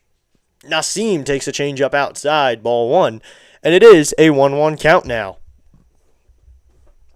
1-1 here with one out, top of the 4th inning. Let's go up to 6:31. Now we got to start the journey to 6:40. Coming set's going to be Freeland. It'll be a 1-1. Here's the pitch to Smunez. Nunez swings and hits this one. Out to left center, ranging over is McCarthy, and he makes a sliding catch for out number 2. Louie will have to hustle back to first. That one hit towards the gap in left center, and McCarthy makes a nice play for out number 2. Couple good plays now for the Rockies here in the field, but 2 outs now.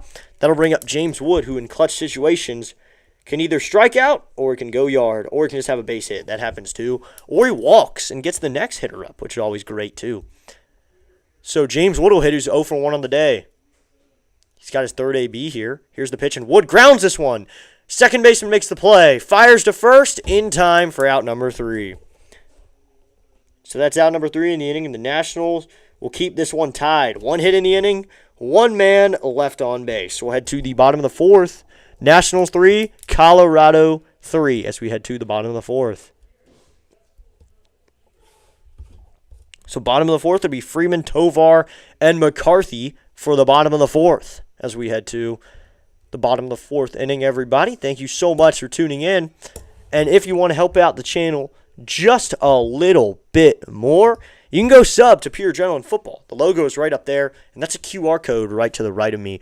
That is a channel featuring all your favorite creators and teams, plus my coverage of the Commanders, which is on this channel as well. You can scan that QR code now to subscribe. It's during the football season, and we have off-season coverage, so please go subscribe to Pure Adrenaline Football. Has a lot of creators over there. So here we go. Yeah, they said Colorado might win this. You know what? If they do, you lose, but it is fine. Go Rockies. All right, we got a Rockies fan in here. What's up, Kalen? Bro, yeah, I mean, couldn't get any runs there, but you got to try in the end. In the 4th, I mean, you'll have Meade, Chappie, and Abrams up in the 5th, so a good group coming up in the 5th inning. So everybody, if you could scan that QR code, or you can just search Pure Adrenaline Football, go subscribe to the channel right now. I'll leave it up this entire half inning, so you can go subscribe to that channel as we head to the bottom of the 4th. Now, Awesome Andrew has some work to do. He's got to keep it scoreless right here. Keep it tied until the Nationals get up and score runs in the bottom of the 4th. It's very important that this team right here just get the runs. And the Rockies held scoreless by James Wood. That'd be really or not James Wood. They showed James Wood on the screen. Andrew Alvarez holds him scoreless. Maybe James Wood would be a good pitcher. I wonder if he pitched in high school at all. But here we go. Bottom of the 4th. Leading off is going to be Freeman right here. It'd be Tyler Freeman here in the bottom of the 4th. First pitch, and he hits this one out to right, but that's out of play to be an 0-1 count. So Alvarez now has thrown a lot of pitches. He's up to 64 here in the 4th, so the count is high. Washington all the way. Let's go. So it'll be an 0-1 here. Alvarez into the wind, the 0-1. Swinging a ground ball. This is up the middle. That's a base hit center field. Young will go grab that one. That's a base knock for Freeman here to start the bottom of the 4th. Thank you, District. Mrs. C signing out. I have an early morning. All right, Mrs. C, thank you so much for tuning in. I'll see you soon. Thank you so much, Mrs. C, for tuning in. It was very nice of you to tune in. So to be no outs here, runner at first. Up to the plate now is Ezekiel Tovar. I wonder who they get warming up. I mean, you got, looks like Rabalta's stretching. Cornelio's stretching as well. Here's the pitch, and that's low and inside with a slider.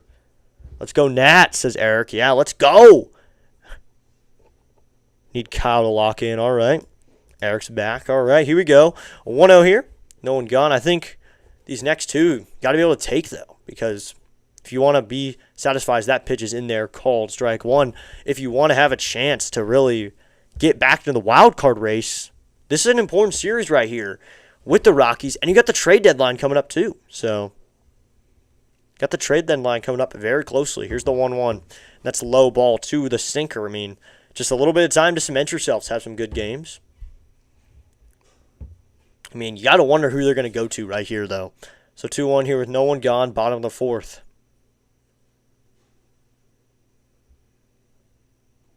Tovar up to the plate here. Here's the pitch from Alvarez. Swinging a ground ball. This is the shortstop, Abrams. He goes to Nunez for one. Throw to first. 2. Double play. 4 plus 6 plus 3 equals 2. That time it's an order of 6, 4, 3. But that's a double play. 6 plus 4 plus 3. I believe it equals 2. That's a double play. Here to get the bottom of the fourth going. 2 outs there. Abrams got a chopper. He fired it to Nunez, who fired it to first quickly for a double play. So it'd be nice if Alvarez could get a quick inning here. Here's the first pitch to McCarthy, and he takes the curveball in there, called strike one. These next few years will really have an impact on our future because trade deadline will determine if we buy or sell. It does. I mean, kind of. Here comes the 0-1 here from Alvarez. I don't think it matters on these two series. Alvarez into the wind. Here's the 0-1. Swinging a ground ball. This is right to the first baseman, Garcia. He takes it to the bag himself in time for out number 3. Garcia makes the play that time. 1 hit in the inning. No runners left on base. We're through 4, everybody. We're still tied at 3 as we head to the top of the 5th. Yeah, I feel like this series does have a bearing on the trade deadline in the next 2 in specific. But, yeah, let's go Nats. Yes. Yeah, it helps a little bit to get these wins. But Taboni is probably already deciding. I think Taboni's already really thinking his hat. His thinking cap is on here. Him and Colombi have already started the construction of whether they're going to be buying or selling because they got to start listening to offers now. That's the thing. You can't start in a couple weeks, a few days before. They're getting phone calls specifically about Louis as well because I know Louis may be on the block, but I'm really hoping that not too many guys are on the block for us because I don't think there's going to be a lot. That's the thing. But as we head to the top of the 5th, I think that we won't be as much selling this year. I really hope we won't, but I don't think there's a reason to because you can buy so easily for an average bullpen arm. So you could get to such a good spot with a decent arm. So that's my opinion, is just get to that point where you don't need a great arm. Let's keep going. I'm going to see some of these scores. Phillies beating the Dodgers 9-4. Royals beating the Giants 3-1. Brewers are slaughtering the Mets 8-1.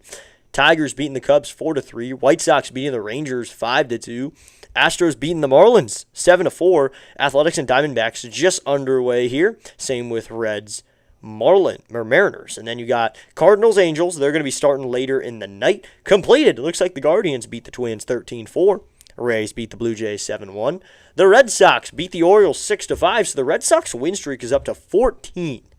So they're staying and winning. 3-2 win for the Braves over the Padres as well. But, man, the Red Sox just keep winning. That's crazy. That's honestly crazy that they just keep winning. As here we go, top of the 5th inning, it'll be Meade, Chappie, and Abrams for the top of the 5th. So here we go, top of the 5th inning. Here's the first pitch to Curtis Meade. Meade swinging a miss on a breaking ball. It's an 0-1 count. That's the knuckle curve. He swung right through it. It's an 0-1 count. 0-1 here with no outs in the top of the 5th. Freeland looks in for his sign. He's got it into the wind. The 0-1 to Meade. Meade takes a fastball up and in, ball 1, so to be a 1-1 count. Let's go. We're up to 633 subscribers, though. It's possible. We could hit 640 tonight.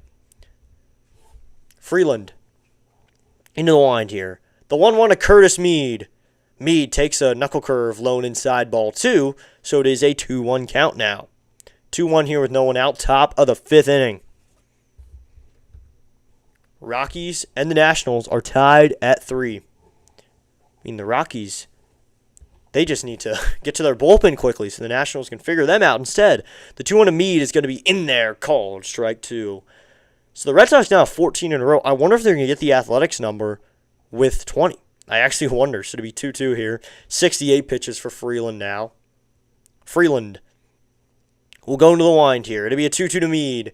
Here's the pitch. And Mead swings and cracks this one out to right center field. That's going to plug the gap. This is going to be extra bases, and the right fielder misses it. Mead's going to round first, head to second. That's all he's going to have. Curtis Mead delivers. Gets the top of the 5th going with a double. Curtis Mead has his 3rd hit on the day. Man, he is just hitting at another level right now.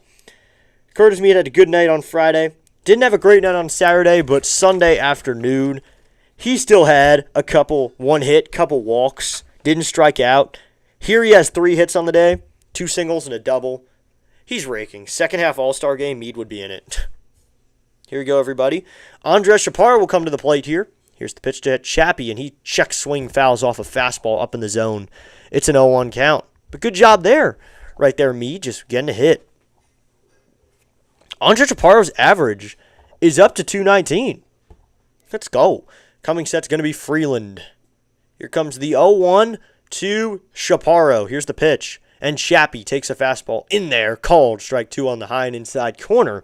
It's an 0-2 count. My family are big Nats fans. And we went to the 3rd of July with the fireworks. Oh, that is awesome. That is awesome. Yeah. That's awesome, Eric. That's so fun. I went to the game that Sunday. Here comes the 0-2 to Chappie. That's low ball 1. Shout out to Dan for being there with me.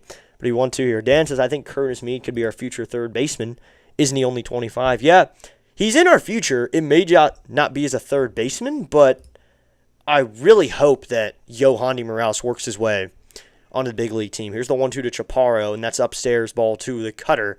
So it'll be a 2-2 count. Mead is a young buck. That's the thing. He's not a terribly old guy. He was a prospect just a couple years ago. He's really coming into his own at the big league level, but what happens when Yo-Yo gets up here and is a 20-30 guy? Here comes the 2-2 to Chaparro. Here's the pitch. And Chaparro swings and hits one out to left center, going back to center fielder Carrick, but he's going to make the catch this time. Mead will tag up and head to 3rd. The throw is towards the 3rd baseman, but off down the 3rd base line. So Chaparro flies out to center, but he does move Mead up to 3rd. So 1 out here and a runner at 3rd now. What's Brady House's future with the team, though? Honestly, he's got it figured out. Looks like we got an altercation here. Chaparro saying something to Tovar. The benches are going to empty. Benches have emptied. Chaparro's walking away with Vivas, so Vivas got into that quickly. Cruz going to walk him over as well. What happened here? They were showing a replay. Freeland's in on it. Chaparro's in on it. It looks like more's happening here. No fights, just another benches emptying situation. Now the bullpens come in late. Oh, we got a fight. Justin Lawrence and someone are going a little bit, but they teeter off a little bit. Chaparro's coming off the field.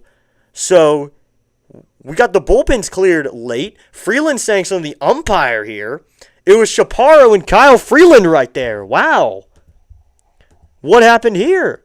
We need to see a replay right here. The bullpens are immediately going back, but it looks like Chaparro was jogging back to the dugout. Did Freeland say something to him? I guess Freeland kind of said something to him then. Freeland said something to Chaparro. Chaparro turns around, and Freeland talks about him stepping on the mound. So he was mad about Chaparro stepping on the mound. Chaparro comes back, says something to him. Umpires get on it. Then everyone starts. The bench is clear. Butera immediately pulls back Chaparro. So he immediately pulls him away, or the Nats homer away. They are the away team right here. So Freeland's having some words. Yeah, they're away team. What was the fight about? We're trying to figure that out right now. I think Chaparro went over the mound. He stepped over the mound. Freeland said something to him about it. And Chaparro came back and said, well, what about it? I didn't touch the mound. And, man, that happens. Okay, thank you. You're welcome, Eric. But, yeah, we're the away team here. Chaparro coughs over the mound. He kind of walks over the mound, it looks like. Freeland didn't like that, so he starts saying to him, and the bench is empty. Justin Lawrence, grabbed someone and started teetering with him a little bit, fighting a little bit, but they didn't fight enough to be ejected. They might have been doing it playfully, but Justin Lawrence, the former Rocky, but something happened. But now CJ Abrams will step up to the plate here with a 1 out. I mean, something happened there. We're going to have to get probably Twitter up to figure out what the exact altercation was on. Freeland sets. I mean, a big swing here would be nice. Here's the pitch to Abrams, and he fouls this one off. It's an 0-1 count. So nothing just yet. Benches and bullpens empty here after Kyle Freeland took issue with Chaparro jogging in straight line from the right side of the infield to third base dugout, stepping just to the side of the mound. But everyone calmed down quickly. Here comes the 0-1 Abrams. Here's the pitch.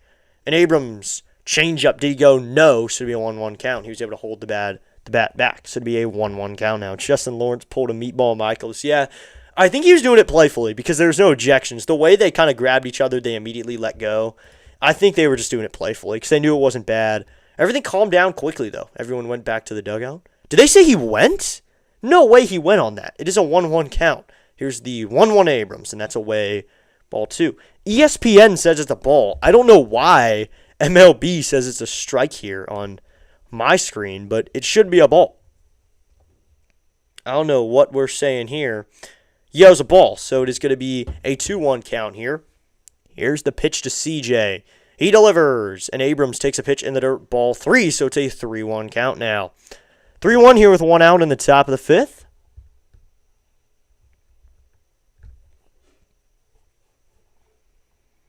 So the infield's in right here. The Rockies infield is in. So 3-1 here with 1 out. Meade leads away from third with 1 away. Abrams just really needs to elevate a ball. Here comes the pitch to CJ. Freeland delivers. Abrams swing and a miss right through a cutter. It's a 3-2 count. Why is he sitting down? It was a ball. What is he doing?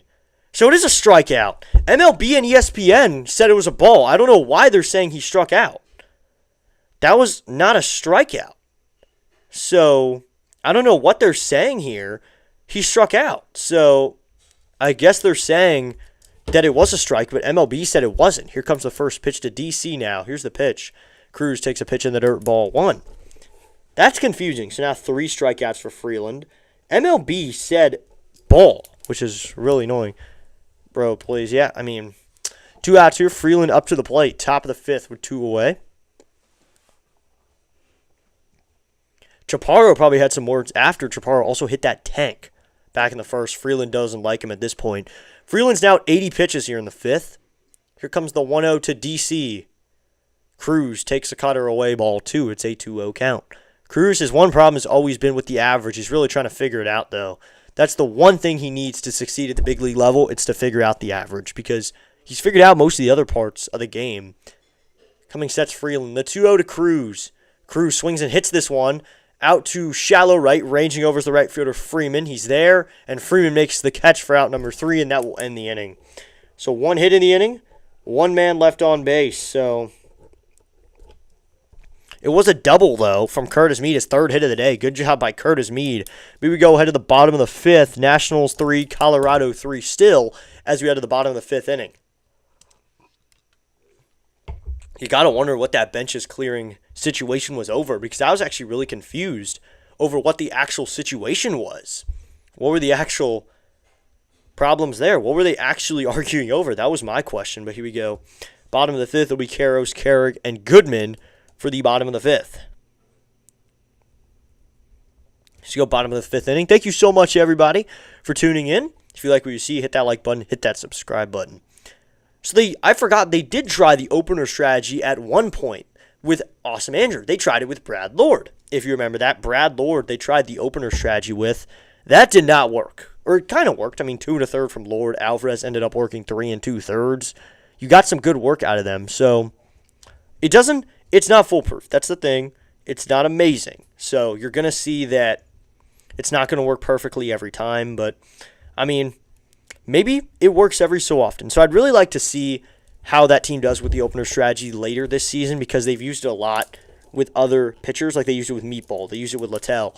How are they going to use it with a guy like Trevor Williams comes back? Is Jake Irvin ever going to have an opener? But my big question is Trevor Williams has worked both as a starter and a reliever in his career. Are they going to happen to use an opener for him and have him work the bulk relief? Good question there as we head to the bottom of the 5th. But Be Karros, Kerrigan, Goodman. As we go to the bottom of the 5th. Late game tonight from Denver. Oh, yeah. Late game. So you go bottom of the 5th.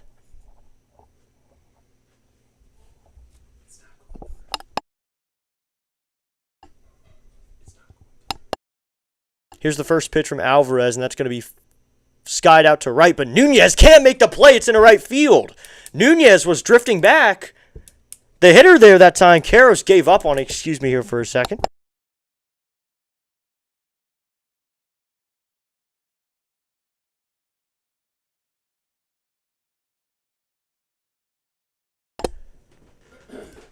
So here we go. That's a base hit to right. Excuse me there. But Nunez should have probably made that play on that little bloop in a right. He doesn't make that catch. That's a base hit for Karros, who had given up on the play. He started jogging and ends up being a hit. Here's the first pitch now to Kerrigan. That's upstairs, ball 1.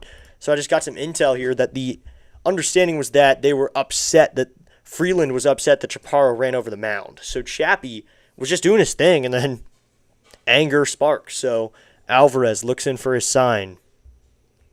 He comes set. Here comes the 1-0. Swinging a fly ball. Hit out to center. Coming in is Young. Going out is Nunez. It's going to be Young under it. And Jacob Young makes a nice running catch for out number 1. So 1 out here in the bottom of the 5th. Nice play. Boston wins 14th in a row tonight. Yeah, we were talking about that earlier. It's amazing, Doug. I mean, good run. But I don't think they're ever going to catch the A's number of 20. I don't think they're going to do it. But here we go. 1 out now. That'll bring up Hunter Goodman now, who's 0 for 1. So now Blake Butera coming out of the bullpen. So it looks like Butera's going to the pen right here. Wow. Andrew Alvarez's day is over. Awesome. Andrew's done after 4 1/3. They're going to go get him. So it looks like Riley Can of Cornelio is going to come into the game. Riley Cornelio, honestly, Can of Cornelio coming into the game is not the worst decision right here. I know a lot of people would think that I'd be very mad, but I like the decision because he's pitching to Harry Ford. I've noticed the guy has been much better when Harry Ford catches him. I'm excited to see how Cornelio does now because last game could have been a fluke right there, but he's thrown to the catcher who caught him in AAA Rochester for most of his games. I'm really excited to see how he does. A guy he's familiar with behind the plate. He settled in with at ESL in Rochester. So I'm really excited to see how he does. So let's go Can of Cornelio right here. He had a good outing on Friday. He's fresh to go here on Monday. Let's see how he does in this bulk relief position after Alvarez only works 4 1/3. Riley Cornelio also cut his hair. He had some longer hair. Now he has more of just a plain haircut. So maybe he likes having that. He just didn't have time to get a haircut. 4 1/3 end up working by Alvarez. He gives up 6 hits. We don't know his run total just yet. How many walks do you have? He only had 3 walks and 2 strikeouts. It's not a decent outing. Did you watch the World Cup Finals? I did not. I don't really follow soccer close enough to watch it. I mean, I'll check the score after just to say, oh, I checked it, but I didn't really watch soccer. I watched a lot of baseball over the past few weeks. That's been what I've been doing. So bottom of the 5th here, we're going to get a new pitcher out. Riley Can of Cornelio. Cornelio is going to take over right here. The numbers don't look good, but I have some hope. And I don't want to slander him just yet because we haven't seen him. He cut his hair recently, so his hair is shorter now. 0-1 with a 6.75 ERA over 7 games. He's cut his hair. Last game was better. That's the thing. Last game was significantly better. 2 innings worked, 2 hits, 5 strikeouts with 47 pitches thrown. So really good that outing. So I'm really excited. Maybe he has an outing like that right here. So Riley Cornelio going to take over right here. In his MLB career, which is really just this year, 14 2/3 innings worked. He has 16 hits, 12 runs, only 11 earned. He's given up 1 home run, 13 walks, 17 strikeouts. Opponents are hitting .291. Cornelio sets. First pitch here will face Hunter Goodman to get his outing going. Here's the pitch. Goodman takes a slider in there, called strike 1. So really for Cornelio, just a slider fastball combo, and he uses it well. Ford, who's obviously caught him recently throughout the year because he had him in AAA Rochester. They both had a stint down there. Cornelio sets. Here comes the 0-1 to Goodman. The pitch. Cornelio delivers. And that's just away. Ball 1. Couldn't hit the top part of the zone. So it's a 1-1 count. Just a bit high and outside. So it will be a 1-1 count now. So Awesome Andrew done after just 4 1/3. Didn't give a terrible start, though. Only 3 runs given up. Here comes the 1-1 to Goodman. Cornelio sets the pitch. And that's inside and high, ball 2, the slider. Should be a 2-1 count. I think walking Goodman here wouldn't be the worst thing. Get up a run field instead. But Goodman's a very good hitter. Rumfield is a good hitter too, but this is the one guy that you got to be scared of in the Rockies order. There's not too many great hitters, but this is one guy you got to watch. Here's the 2-1 from Cornelio. And Goodman swings and grounds this one to Meade. He goes to Nunez for 1. Throw to first. Double play. And Riley Cornelio gets out of it. Riley Caniff Cornelio gets it done. Riley Cornelio on Blake Butera's part. That was a bold move. It's a bold strategy, Cotton. Let's see if it pays off for him. And it did pay off for them. In fact, Riley Cornelio gets the double play. He gets out of it, and that ends the inning on a 5-4-3. 5 plus 4 plus 3 equals 2, and that will end the inning. So here we go. We'll head to the 6th. The one hit in the inning. No runners left on base. Caniff Cornelio gets out of it. Another couple scoreless innings. Another 2/3 worked scoreless by Riley Caniff Cornelio. So you go top of the 6th. It'll be Young, Ford, and Louie sitting the top of the 6th. Let's go. We're up to 6:35. We're now 5 away. Spain won 1-0. Yeah, I saw that. I saw that Spain won, but I really wasn't following that closely. But here we go. Top of the 6th, everybody. Thank you so much for tuning in to today's broadcast as we head to the top of the 6th. It'll be Young to lead it off. He's 1 for 2 on the day. Got to get some runs now. Help out Caniff Cornelio right here. Riley Cornelio. But what an outing by Riley Cornelio. Let's go. Hey, oh, let's go. Hey, oh, let's go. Just a great outing by Cornelio. And I don't think I've ever said that. He got the 2/3 he needed. He got out of it right there. There were runners on base, and he got out of it. So here we go. Went to the top of the 6th. It'll be Young, Harry Ford, and Louie to hit in the 6th. We'll see if Freeman goes back out there. Freeland goes back out there. When you have a Freeman and a Freeland on one roster, that's expense, or that's hard. I just saw I Am Expensives here, and I almost said it. Yo, what's up, I Am Expensive? Thank you so much for tuning in, man. Glad Spain won. So looks like it should be the same arm out there. Freeland's going to stay out there for the 6th. So here we go. But Riley Cornelio gets the double play for real. Yeah. Good job by Riley Cornelio. Get the double play right there. Go around the horn, get a 5-4-3. So we go top 6. Riley Cornelio delivers as we head to the top of the 6th. It'll be JY here. Freeland's going to get the 6th going. Here's the pitch to Young. First pitch, and he blasts this one to left field. Way back it goes, and that one is gone. Watch it fly, Jacob Young, and just like that, the Nationals have the lead. Jacob Young delivers with a solo home run, and the Nationals take the lead 4-3. JY got to Kyle Freeland right there. Home run number 9 for Jacob Young. RBI number 33, and the Nationals take a 4-3 lead. Jacob Young with a bomb, and it's now a 4-3 game. Let's go right there. The Nationals have a 4-3 lead. Now to be Harry Ford, and Ford fouls this one back. All right, everybody. N-A-T-S, Nats, woo! Jacob Young to left field. Young with a bomb. Jacob Young hadn't had a home run for over 30 games. Here's the pitch to Ford. That's inside, ball 1. He hadn't had a home run in a while. Right there, he grabs one. We got the fireworks on screen. Let's go. Let's go. Hey, oh, let's go. The 1-1 to Ford is check swing foul ball. Thanks for subscribing, William Clift. Thank you for subscribing, William. So 1-2 count here, Ford. But Jacob Young with a home run. If there's one stadium, if there's not too many stadiums that a game can be changed in one swing, this is one. Here's the pitch to Ford. Called! Strike 3 with a knuckle curve, top part of the zone. Ford's down looking. Strikeout number 4 for Freeland. Second time he strikes out Ford on the evening. So 1 out in the inning, and that'll bring up Louie now with 1 away. But Jacob Young bringing the pop. Home run number 9. He's 1 home run away from being in double digits. Here's the pitch to Louie. He grounds as one of the first basemen. It's in the hole. Pitcher will cover, though, and that's in time for out number 2. So a 3-1 put out there. Ground ball towards the hole, but pitcher got over to cover. So that's out number 2. So that'll bring up Smoonez now. Nasib Nunez will hit now. William Cliff says, sup, big bet on the Nats. Let's go. Delay redirect. Good luck with the stream. What's up, Delay? Thank you so much for that redirect.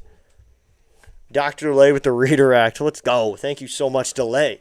So that'll bring up Nunez now to hit from the right side, and Freeland will call a timeout and get a new ball. Jacob Young applying the pop. So all the runs so far have been off of home runs. Jacob Young, though. He's just been raky. He had 5 home runs in May. Then he only has 1 in June. Here's the pitch to Nunez. He's going to show a bunt and pops it up. But that's out of play. So he hadn't had a home run since June 1st against the Marlins after the Nationals got swept by the Marlins. That was the last time he had a home run. And here he is in July with his first home run back. So good job by Young. Let's go, JY, who had a little injury going on at the All-Star break. Here comes the 0-1 to Nunez. Nunez takes a fastball inside, ball 1. It's a 1-1 count. He was dealing with a little hand injury, I believe they called it. Let's go. We're up to 6:37. It'll be a 4-3 game now, so Cornelio's got a lead to hold now. Here's the 1-1 to Nunez. Swinging a ground ball. This is towards the third baseman, but he's playing in. That's the third baseman, Karros. He fires to first in time for out number 3. But the Nationals get one more on the board on a Jacob Young home run. 1 run on 1 hit. No runners left on base. So, Can of Cornelio has got to be an arm now. So, Riley Can of Cornelio has got it figured out now. DN Dad says Cano Cornelio is pitcher of record. Yep, the Can of Cornelio is the pitcher of record right here. Can he hold it, though? So, here's the thing. My opinion is Cornelio is pitching to Harry Ford. So, he's pitching to Harry Ford. That is really great.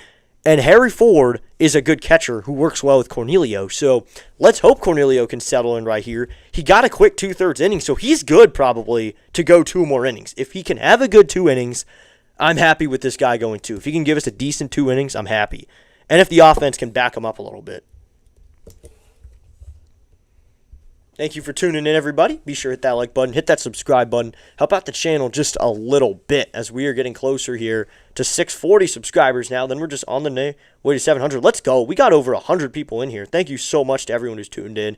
And we're at 25 likes. So be sure to hit that like button, everybody, and subscribe. If everyone were to subscribe right now, we'd hit over 700. So be sure to hit that subscribe button. Help out the channel just a little bit. We hit 38 likes last night. Let's see if we can beat that. So thank you so much, everybody, for tuning in. And thank you, Dr. Delay, for that redirect after his game. Be sure to check out Dr. Delay if you like Pirates content and Pittsburgh sports in general. So go check him out. Let's go. We're up to 638. Thank you so much to that new subscriber. Now 638 subscribers. To be Rumfield, Castro, and Fulford for the Colorado Rockies in the bottom of the 6th. But the Nationals add on one more. It's now the Nationals 4, Rockies 3 as we head to the bottom of the 6th. I got to go. I'm tired. All right, Eric. Glad to see you. Thanks for tuning in. Hope to see you soon. Here's the first pitch to Rumfield. Swinging a drive, right field, but that is foul. I was scared for a second. He barreled that fastball right in the zone, but it is foul. Phew, like your content. Thank you, Eric. Thank you for tuning in. Thank you for tuning in. Hope to see you soon. We should be live tomorrow, same time. Here's the 0-1 to Rumfield.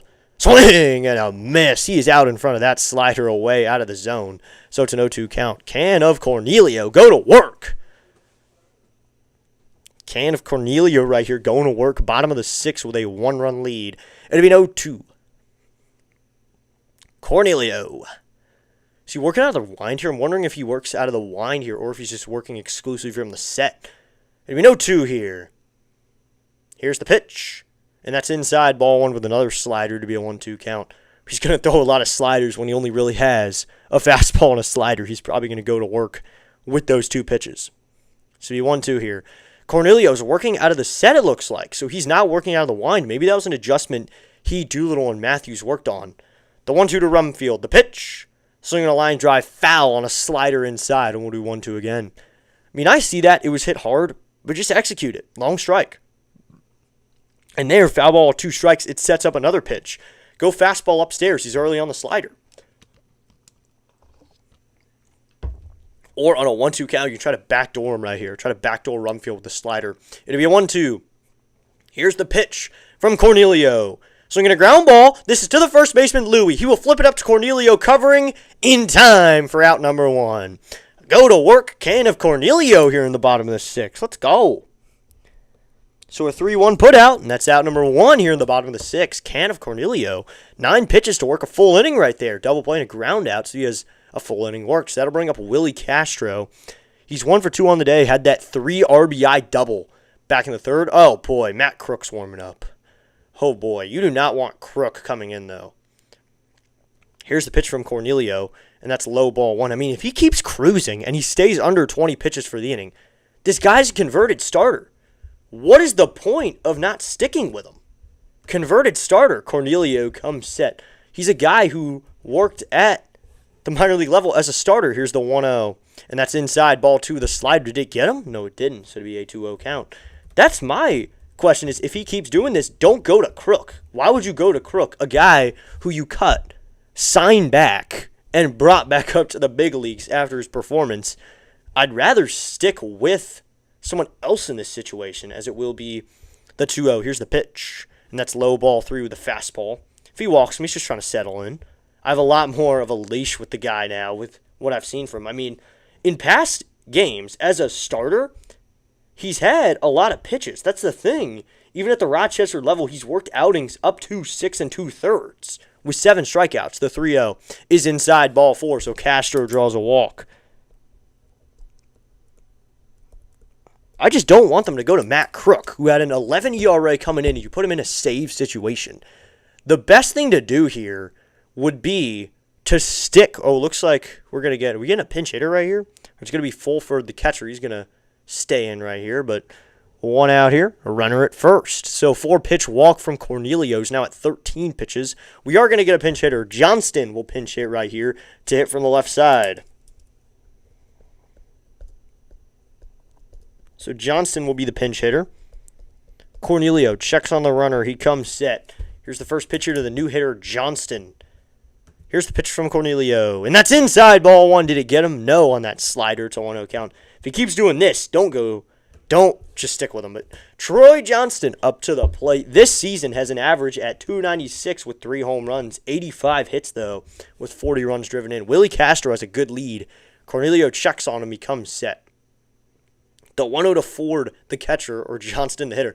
Here's the 1-0, and that's inside ball 2 with a 96 mile-an-hour fastball. Well, now Cornelio's losing the control a little bit. 6 balls thrown in a row.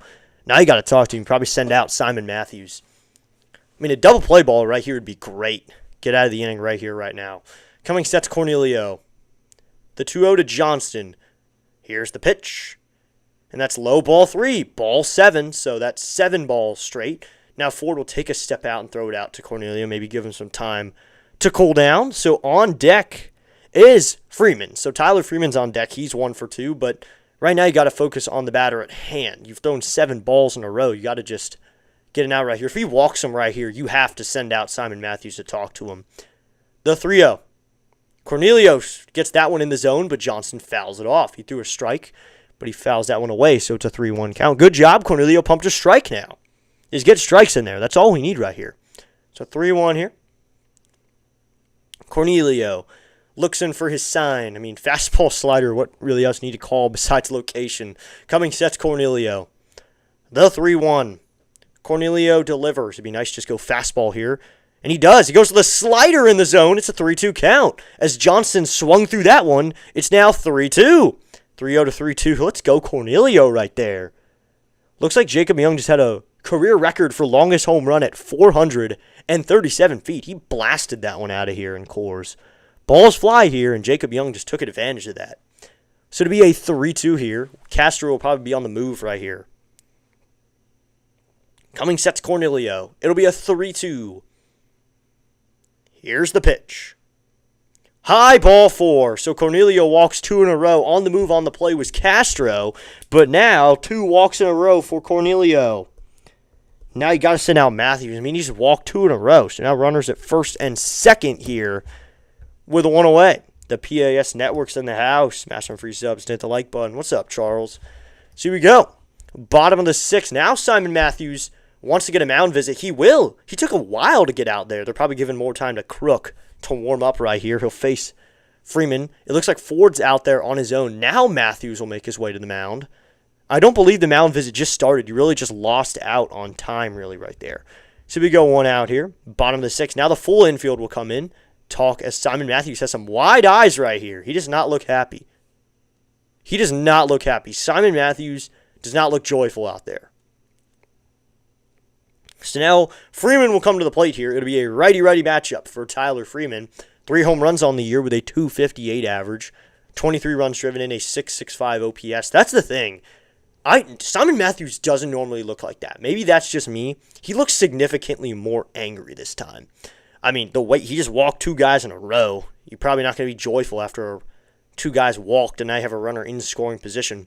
But Cornelio got out of a sticky situation last time. Let's see if he can get out of it right here. Coming sets Cornelio. First pitch to Freeman. Here's the pitch. And that's low, ball 1. Ball 9 now. Wow. That was a slider. I'm doing well today. Thanks. All right, let's go. Thank you, PAS, for that redirect as well. 1-0 here with 1 out in the bottom of the 6th. Nationals hold a 4-3 lead over the Rockies, and Cornelio's just trying to hold on to it. Cornelio sets. The 1-0 to Freeman. Here's the pitch. Swing and a miss out in front of the slider, and it's a 1-1 count. So do 1-1 now with 1 out. Let's go. We're up to 639 subscribers. We are now 1 away from 640. Thank you so much to that new subscriber. Coming set is going to be Cornelio. It'll be a 1-1. Here's the pitch to Freeman. Swing and a miss on a slider. Low and away. Freeman chases it, and it's a 1-2 count. Cornelio gets him to chase that one. So it'll be 1-2 here. Good job by Can of Cornelio right there, getting the out. Coming sets Cornelio. It'll be a 1-2. Here's the pitch to Freeman. He waits. Now the pitch. Just upstairs, ball 2, and it'll be a 2-2 count. Can't get the call that time, so it'll be a 2-2 count. Just couldn't get it. Wow. Looking to get it, but it'll be 2-2 here with 1 away. Cornelio looks in for his sign. He's got it, and he comes set. It'll be another, or the first 2-2 of the AB. Here's the 2-2 to Freeman. The pitch. That's low, ball 3 with a slider, low and away out of the zone. It'll be a 3-2 count. Can't get the call that time. Good evening, Mr. District Nation. How are you, sir? What's up, Sean? I'm doing great. How are you? And let's go. We just hit 640 subscribers. Let's go up to 640. Chris is here. What's up, Chris? He says, let's go Nats, and throws a couple of Nats emojis in there. It'll be a 3-2. Here's the pitch to Freeman. Swinging a fly ball. Hit out to left. Going back is Cruz onto the track. And Cruz makes the catch a couple steps in front of the track. Castro tagging for third. The throw is towards second. So 2 outs now, just a long out that time. Dylan Cruz makes the catch a couple steps in front of the track. So now there's runners on the corners. Let's go. We're up to 642 subscribers. Thank you so much to all these new subs. Wow. That one looked like it was gone off the bat. Cornelio, though, has gotten now 2 outs in the inning. Recovers after those 2 walks. He gets the out. That'll bring up Ezekiel Tovar now, who's 0 for 2 on the day. Runners at the corners here with 2 outs. Thank you so much, everybody, for tuning in today. Coming sets Cornelio. First pitch here to Tovar. Here's the pitch. Swinging a line drive, foul down the first base line. It's an 0-1 count.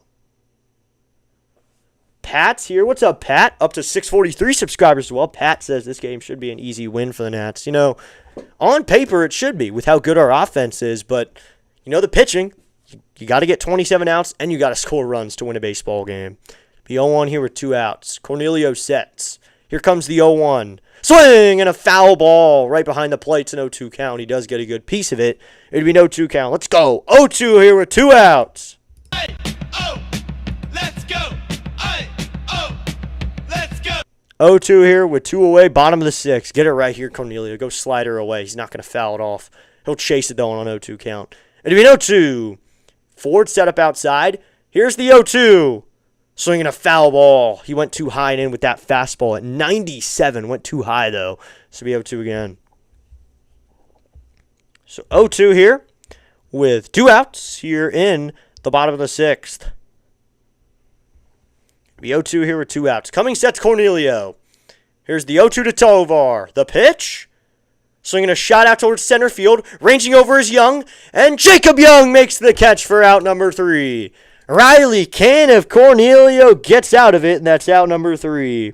That fly ball to center is clutch. 2 walks in the inning. No hits. 2 runners left on base. 1 left at third. And we are through 6, everybody. It's still a 4-3 game. Nationals have the lead. Can of Cornelio gets out of it that time. Now the top of the order is going to be coming up in the 7th, though. I'm a little nervous, though, because Matt Crook is warming up. That is the one thing. Matt Crook is currently getting warm. I am very nervous for that because Matt Crook is not the most competent arm. I will say that. He's not the most competent. I'll say that as best I can. We, at one point, had cut him. So we had him on our team. He didn't do well. Cut him. Re-signed him to a minor league contract. And then called him up again.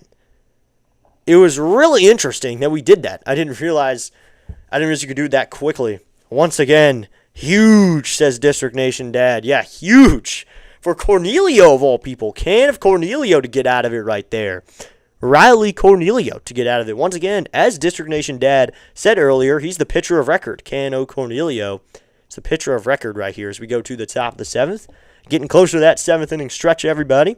But thank you so much for tuning in. Be sure to hit that like button. Hit that subscribe button. So here we go.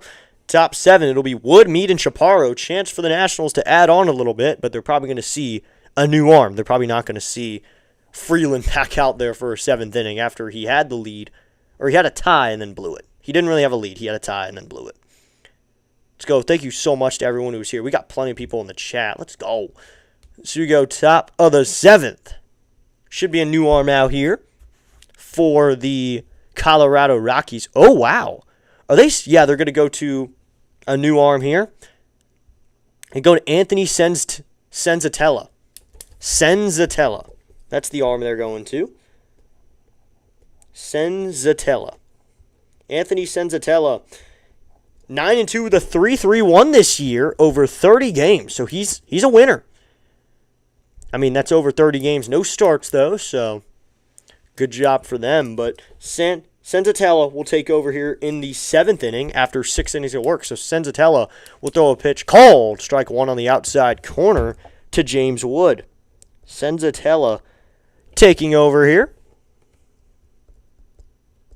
So 0-1 to James Wood. Good that a righty gets to face Wood, though, right here. Wood can hack. Here comes the 0-1 to Wood. Wood takes a cutter away, ball 1, so to be a 1-1. 1-1 here with no one away, top of the 7th.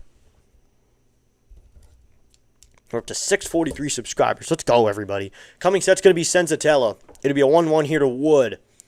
Here's the pitch. And that's away, ball 2 with a changeup at 89, so it'll be a 2-1 count now. 6 innings, 4 hits, or not 4 hits. He gave up 7 hits in the end. 7 hits. 4 runs, in fact. 4 on the run total. He didn't actually walk too many guys. I think he only had 2 walks there, both in the first. The 2-1 to Wood, swinging a ground ball. This one is down the third base line for a base hit. They were shifted on Wood. You can never shift on James Wood. They learned their lesson right here. James Wood slaps a base hit the other way down the left field line for a single. So a base hit there down the line. Good job by James Wood, just roping it down the left field line. Nice little rope down the left field line. So runner at first here with no one gone. Top of the 7th. James Wood is a guy who can go to the opposite field a lot. So you can't shift on him. That's the thing. Coming set Senzatella. Here's the pitch to Meade now. And Meade takes a fastball in there, called strike 1. Let's go. We're up to 644 subscribers. Getting closer and closer to 650 now. Coming set's going to be Senzatella. He looks in for his sign. Now he comes set. Excuse me. I said it too early. Here comes the 0-1 to Curtis Meade. Meade takes a cutter low, ball 1. So to be a 1-1 count now. Senzatella started his career as a starter up to 2025, and then this year moved to the bullpen. End of last year. He's done pretty well out of the pen this year. The 1-1 to Meade, swinging a foul ball to be a 1-2 count. Meade already has a 3-hit day. He has just been raking since he got to the big league level. So looks like we got some changes in the field. Johnston is now in right. Freeman is at second, and Castro's at short. So Johnston at right. Johnston is now in right. Castro at second, and Freeman is at short now.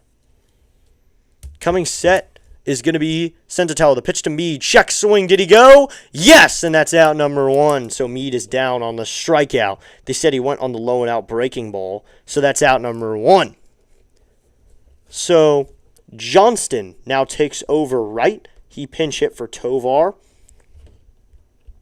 And you got Castro moved over to short and Freeman at second.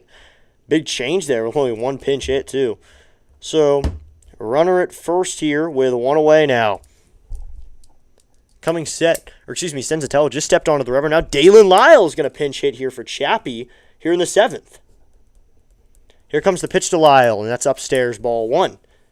Dalen Lyle getting his pinch hit opportunity right here, coming off the bench. 245 average with 11 home runs.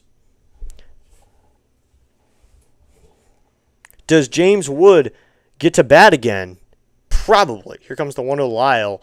Called, strike 1. We're in the 7th. There's a chance. There's a chance. What's up, Rax? Thanks so much for tuning in. Does James Wood get a bat again? He probably does. So coming set's going to be Senzatella. Here's the pitch to Lyle, and that's inside, ball 2. Did it get him? No, it didn't. Do you think any of the Nationals players is going to get suspended for the fight? Probably not, because it was barely a fight. That was not a fight. They're probably not going to get suspended. It cooled off quickly. They probably aren't going to get suspended. I honestly don't think so. Sorry for being behind. Yeah, I honestly don't think so, Sean. I don't think they would. Here's the 2-1 to Lyle. Swinging a ground ball to the second baseman. He fields. Goes to second for 1. That's all they're going to get is that's going to be a fielder's choice. So Lyle ends up grounding into a fielder's choice for 6. So that's out number 2. I think the Nationals players are going to get suspended for the fight. All right. But, I mean, it wasn't a fight, really. It was more Chaparro just kind of saying something. I don't think any punches were thrown. It was different on the other game. But here we go. CJ Abrams will hit with 2 away now, and the catcher will go visit. So it's like, is this going to be a mound visit or just the manager? But Senzatella now at 12 pitches here. Going to get a conversation right here. So we'll be the pitching coach right here. Just talk to him, figure it out. But CJ Abrams coming to the plate right here. So runner at first with 2 away. One more run here would be nice.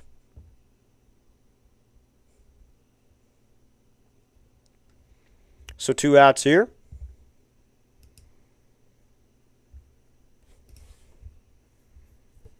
Top of the 7th inning. Abrams will come to the plate. Senzatella will face Wood. Senzatella, converted starter. Previously a starter, then gets his role as a reliever. So here we go. It'll be Abrams to hit here with 2 away. It'd be nice for Abrams to just drive one right here. Excuse me, everybody. Or excuse me, I should be good. Felt a sneeze coming on for a second. Now the question has to be, who are they going to go to in the bottom of the 7th? But here comes Senzatella setting. Here's the pitch to Abrams. Abrams swinging a miss at a fastball at 98 right in the zone. It's an 0-1 count. 0-1 here with 2 away in the top of the 7th. Abrams swings right through that one, and it's an 0-1 count. Couldn't get a piece of it. Coors Field looks like there's still plenty of fans in the stadium. Coming set is Senzatella. The 0-1 to Abrams. Here's the pitch, and Abrams takes a fastball upstairs, ball 1, so it'll be a 1-1 count. My question is, why wouldn't they walk Abrams in this situation to face DC? They'd probably rather face DC, but Abrams also 0 for 3. Cruz is 0 for 2, so it's not like one is better than the other. All Cruz has done is draw a walk, and he didn't even score. The 1-1 and Abrams with a drive. Out to right. Going back to the right fielder, Johnston. And it's gone!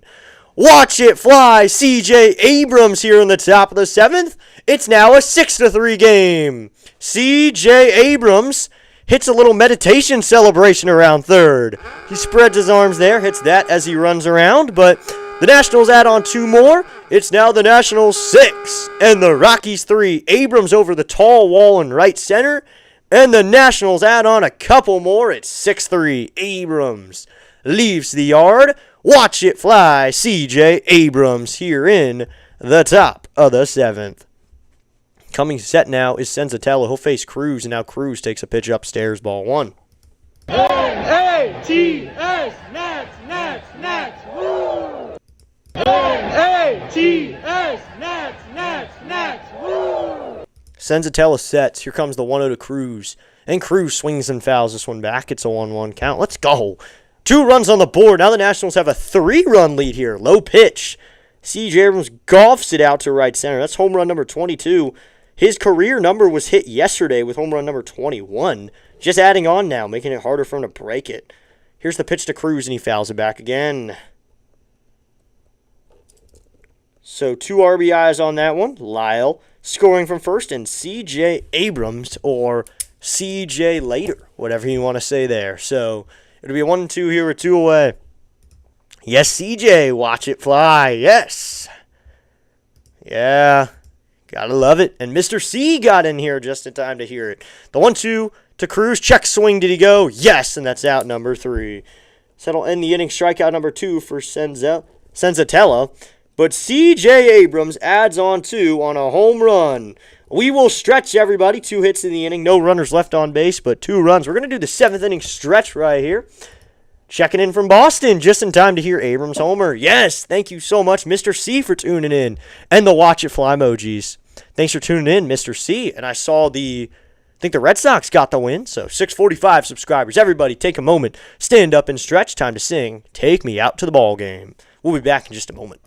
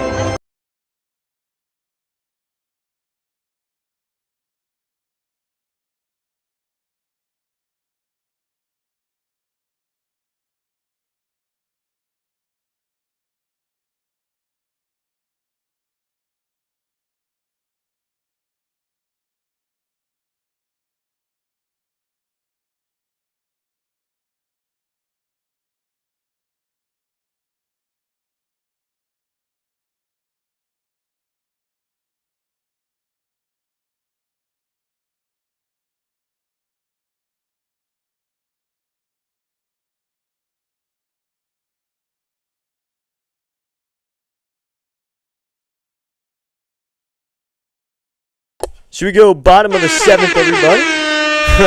If it's going to play, it's going to play. But there you go, everybody. Nats says, I am expensive. Yes, number 1. Nationals hold a 3-run lead now. It's 6-3 as McCarthy will lead it off here in the bottom of the 7th.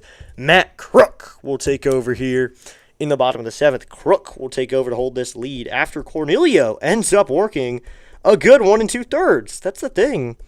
Good innings. This one is slapped up the middle, but CJ Abrams is right there. Goes to first in time to put away McCarthy for the first out of the inning. 1 pitch and 1 out for Matt Crook here to get the bottom of the 7th going.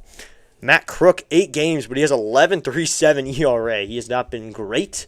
Came in for a save situation at one point, and you guessed it, he didn't get it. Thanks for subscribing, Wade Howard. Thank you so much, Wade, for hitting that subscribe button. First pitch from Karras to Crook is going to be a sweeper, low ball 1. It's a 1-0 count. Here you go, bottom of the 7th. Cornelio, 1 2/3. He does walk 2 guys. The good thing is no hits. That's the thing, no hits and no runs. That's the big one. No runs. Here's the pitch from Crook. The 1-0 is in there. Called strike 1. And it's a 1-1 count now. After Alvarez works 4 1/3, gives up 3 runs, Cornelio bails him out with 1 2/3. No hits, no runs, 2 walks, no strikeouts, but he does what he needs to do. Here's the 1-1. Swing and a foul ball to be a 1-2 count. CJ Abrams and James Wood always seem to do what they just did to the Rocks to the Mets. Oh, all right. Thanks for tuning in. So here we go, everybody. We're now 5 away from 650. We may be able to hit it tonight. We got plenty of people hanging out with us. Crook sets. It'll be 1-2. Here's the pitch to Karras. That's inside with a sweeper, ball 2, so it'll be a 2-2 count. You got to wonder who do you go for the 8th and the 9th then, because this still technically is a save situation. So what do you do here? Do you do it? Who can you go to hold this lead? Are we going to have to come up with a non-rude name for Cornelio? Yeah, his last 2 outings have been good. Here's the 2-2. Swinging a foul ball, we'll do 2-2 again right here. His last 2 outings have been good, Mr. C. We might need to come up with a nickname that is non-rude. We might need to come up with something else. Let's go. We're up to 646. Thank you so much to that new subscriber. Bottom of the 7th here. After that 7th inning stretch, Cornelio, though, worked an amazing stretch. Here comes the 2-2 from Crook. Called strike 3. That's out number 2 here in the bottom of the 7th with the called strike 3 here in the bottom of the 7th. Getting the out, that's out number 2. Matt Crook, they call him a crook because he just stole a strikeout right there. Cornelio, yeah, it might work. The problem is Cornelio didn't have any strikeouts in that outing. Here's the pitch. Swinging a ground ball. This is to the third baseman, Meade, who was playing in. He fires to first in time for out number 3. And Matt Crook steals a 1-2-3 inning. He's a wanted man for throwing 1-2-3 innings. He's a crook because he's just so good on the mound. I mean, we don't need to look at the ERA when talking about him. Thanks for narrating, brother. Helping me here. Thank you so much. Thank you so much for saying those kind words. So 647 subscribers is the number now. So we're 3 away from 650 here. But Cornelio, it would be good based on his last outing where he went 2 innings, 5 strikeouts. But today, he ends up working 1 2/3. He has 2 walks and no strikeouts. So big question now, are the Nationals going to stick with Crook for the 8th, where it's going to be Goodman, Rumfield, and Castro? Maybe they do. Or do they go to someone like Tom Cosgrove for the 8th, and then in the 9th you can have Rebalta ready to go? Because chances are Beater isn't ready to go, so your closer today is probably Rebalta. He's probably your second best arm out of the pen now. It's probably Beater, then Rebalta. And I think Cornelio's up there now with his past couple outings. He's reliable so far. He's been reliable, so keep putting him in the situations if he's going to do stuff with it. So good job by him. Yeah, Mr. C likes the name. Matt Crook, the Bandit. That's a good name. Matt Crook, the Bandit. So we head to the top of the 8th, everybody. It'll be Young, Ford, and Louie for the top of the 8th inning. See who or if they stick with Senzatella or they go to a new arm right here. I bet they go to a new arm right here, the Rockies, after Senzatella does work a not great inning. And it looks like it is going to be a new arm here. They're going to go to Juan Mejia right here. Mejia. He'll take over. So Juan Mejia will take over. Senzatella ends up working 1 inning. He gives up 2 runs. On the CJ Abrams tank, he only gave up 2 hits, actually. 2 strikeouts. The number for him was 2 besides walks where he was 0. So you go Mejia will take over. He's a righty arm. He'll take over now. So after the lefty starts, pure righties out of the pen now here in the top of the 8th. Mejia, another righty, will take over. The Bandit, great nickname. Yeah, that's a good nickname. Credit DN Dad for that one. Juan Mejia, 2-6 record. Here's the pitch to Young, and that's called. Strike 1 on the upstairs fastball. It's an 0-1 count. If your record is 2-6, your ERA cannot be great. He's got a 4-seamer, a sweeper, a sinker, changeup, and a slider. Those are the pitches he'll bring you. The 0-1 to Young. And Young takes a sweeper in there, called. Strike 2, it's an 0-2 count now. Juan Mejia, an ERA of 5.65. He has 1 start this year and a save as well. So he's got it all. A start, a save, a blown save. He's done it all. Mejia comes set. It'll be an 0-2 to JY. Here's the pitch to Young, and Young takes a fastball outside. Ball 1, so it will be a 1-2 count now. Top of the 8th, Nationals hold a 3-run lead. But this is the Nationals bullpen, so virtually anything can happen right here. Mejia set at the belt. The 1-2 to Young. Young swings and bloops this one out to right field. That's going to dunk in for a base hit in front of the right fielder, Johnston. Jacob Young delivers here in the top of the 8th with a base knock to right to get the inning going. Good job by JY right there, just slapping a ball to right. Has himself a base knock here in the top of the 8th. Good job by Young. So that'll bring up Harry Ford now. Harry Ford to come to the plate. We might get a pinch hitter right here. They might pinch hit Ruiz. Oh, we're going to get Tenna to pinch hit right here in Ford's spot. They're going to send up Jose Tenna. Let's hope Tenna knows how to catch a baseball. Maybe he'll have to catch. Here's the pitch to Tenna, and he grounds this one foul. So they want Tenna to pinch hit, but at the same time, they're going to have to sub in Ruiz. I mean, Tenna's hitting .241 with 5 home runs. Ruiz is hitting in the 270s, and he was in all-star talks at the end of the first half. I thought he actually had a chance to maybe be a sub if anyone got out, Ruiz, but they don't want him in this situation. Here's the pitch from Mejia. And Tena takes a pitch outside. Young's on the move. The throw is not in time. Young swipes a bag. Now the shortstop, Castro, there will check on him, pat him on the back, make sure Young's okay. Good by him. Just check on him right there. Young had a decent jump, but the catcher got up quickly. That's a good catcher over there behind the plate. Fulford, he made a nice throw. We'll check on this one again. Ooh, he might be out. We're checking on this one again. Are we going to get a challenge right here, though? Oh, we might be getting a challenge right here. So this stolen base is going to get a second look right here. So the tag play, it looks like he got him on the top. He got him either on the head or on the back. He got him somewhere around there. We'll check this angle right here as Young dives in a second. He looks like he may be there. He got him on the back, right where his number is on the board. We'll get another angle right here. He got him on the numbers, so know that as he dives in.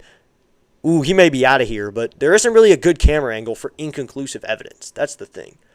That's my opinion. There's not really too much inconclusive evidence. Oh, he's overturned. Wow. There was not much evidence there, but he's going to be caught stealing 2-6 there. So Young is down. That's out number 1. I need James Wood to give me a home run. Yeah, that'd be nice. Get a Wood tank. He has a hit in the game, and he has a walk. And he scored a run. So that one's overturned. So here's the pitch to Tena with no one on base, and that's way outside. Ball 2 with a sweeper. Way out of the zone. Wow.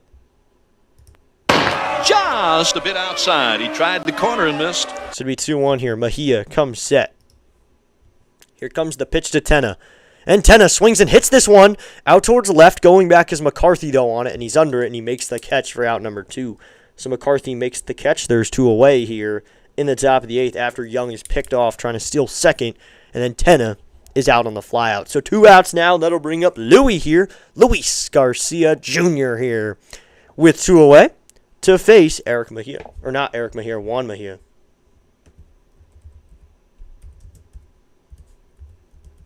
Just thinking of a different player right there. Thinking of a Dominican baseball player who played with Kansas City. Here's the pitch to Louis, and he swings and misses. He played with Kansas City in 2020, one of those call-ups. I don't know why his name was in my head. Been in the minors. Maybe it's because I was watching him when he was a minor league player. So it'll be 0-1 here. Coming set's going to be Juan Mejia. Set at the belt. Now Louis gets to face a righty. Here's the 0-1, and that once again is way outside with a sweeper. Ball 1. Way out of the zone. Just a bit outside. He tried the corner and missed. So he 1-1 here with 2 outs. Coming set. It's going to be here. Now he shakes off. Excuse me, he wasn't. He kind of stinted and then came set. Here comes the 1-1 to Louis. The pitch. Garcia takes a fastball called. Strike 2, bottom part of the zone. It's a 1-2 count. We never did our umpires. I forgot about that. I never announced the umpires for today's game. I just kind of slipped from my mind. I'm sorry, everybody. Behind the plate is going to be Todd Tickner's behind the plate. Bruce Dreckman at first. Clint Vondrack at second. Here comes the pitch to Louis. Swing and a miss on a sweeper low and away. Can't get that one. And Louis slams his bat down. And Adam Hamari's at third. But Louis slams his bat down on that one.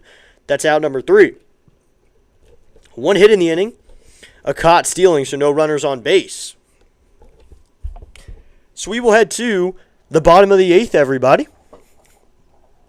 It is the Nationals 6, Colorado 3. Let's see if they stick with Matt Crook right here or go to a different arm for the bottom of the 8th. Let's see what the Nationals do right here. And if you want to help out the channel, everybody, this is not required at all, but if you want to go above and beyond for the nation right here, you can join Districts Nation or you can donate to the channel. So donations, you get a special shout-out and a special Watch It Fly call just for you. You get the shout-out, you get the Watch It Fly call. I shout you out at the end as well. And if you join Districts Nation, you get even more. You get everything that the shout-outs get. So you get the special shout-out and the Watch It Fly call.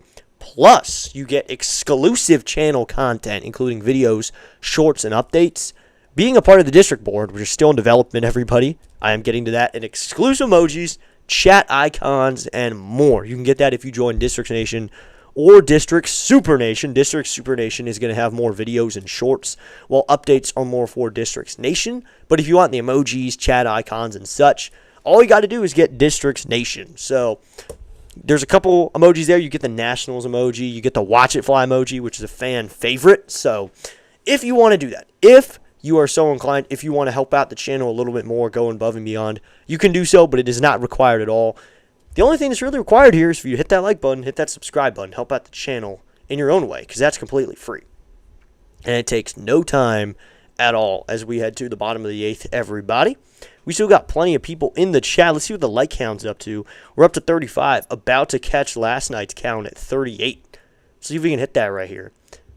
Bottom of the 8th inning will be Goodman, Rumfield, and Castro for the bottom of the 8th. Let's see if the Nationals stick with Crook right here or if they go to a new arm. So you go bottom of the 8th. So it looks like they are going to go to Tom Cosgrove now. First pitch to Hunter Goodman. Swung on, grounded to the third baseman Meade. He fields cleanly, fires to first in time for out number 1. 1 pitch and 1 out for both the relievers who come out of the pen. This time, it's not Crook, but this time you get Tom Cosgrove. 1 pitch, 1 out. Tom Cosgrove, still 3 games, 2 2/3 innings worked. He doesn't have a run given up yet, so he's probably your most surefire guy is Tom Cosgrove right here. After Crook works a scoreless 7th, Cosgrove trying to work a similar 8th right here, and he does with that first guy on 1 pitch. He's only got a sweeper, a 4-seamer, and a sinker. First pitch is a sweeper, popped up on the infield. Abrams looking for it. He's under it, and Abrams makes the catch for out number 2. So 2 gone now. 2 pitches, 2 outs for Tom Cosgrove. Good pace right there. Crook ended up working an inning. He got a strikeout, then a couple groundouts, so no hits, no runs, no walks. Now Cosgrove has 2 pitches, 2 outs right here, and now he'll face Willie Castro, who's 1 for 2 on the day. Willie Castro had that big RBI, though the only RBIs on the day for the Rockies is that sweeper is outside ball 1. He definitely had the take signal right there. No one wants a 3-pitch inning. Cosgrove wears number 34, Harper's old number with the team. I think we've had a few 34 since then, but he's the most notable. Here comes the 1-0 to Castro. Swinging a fly ball, hit out to left, but going back is Cruz. He's under it, and Dylan Cruz makes the catch for out number 3. 4 pitches, 3 outs. Tom Cosgrove, what an outing.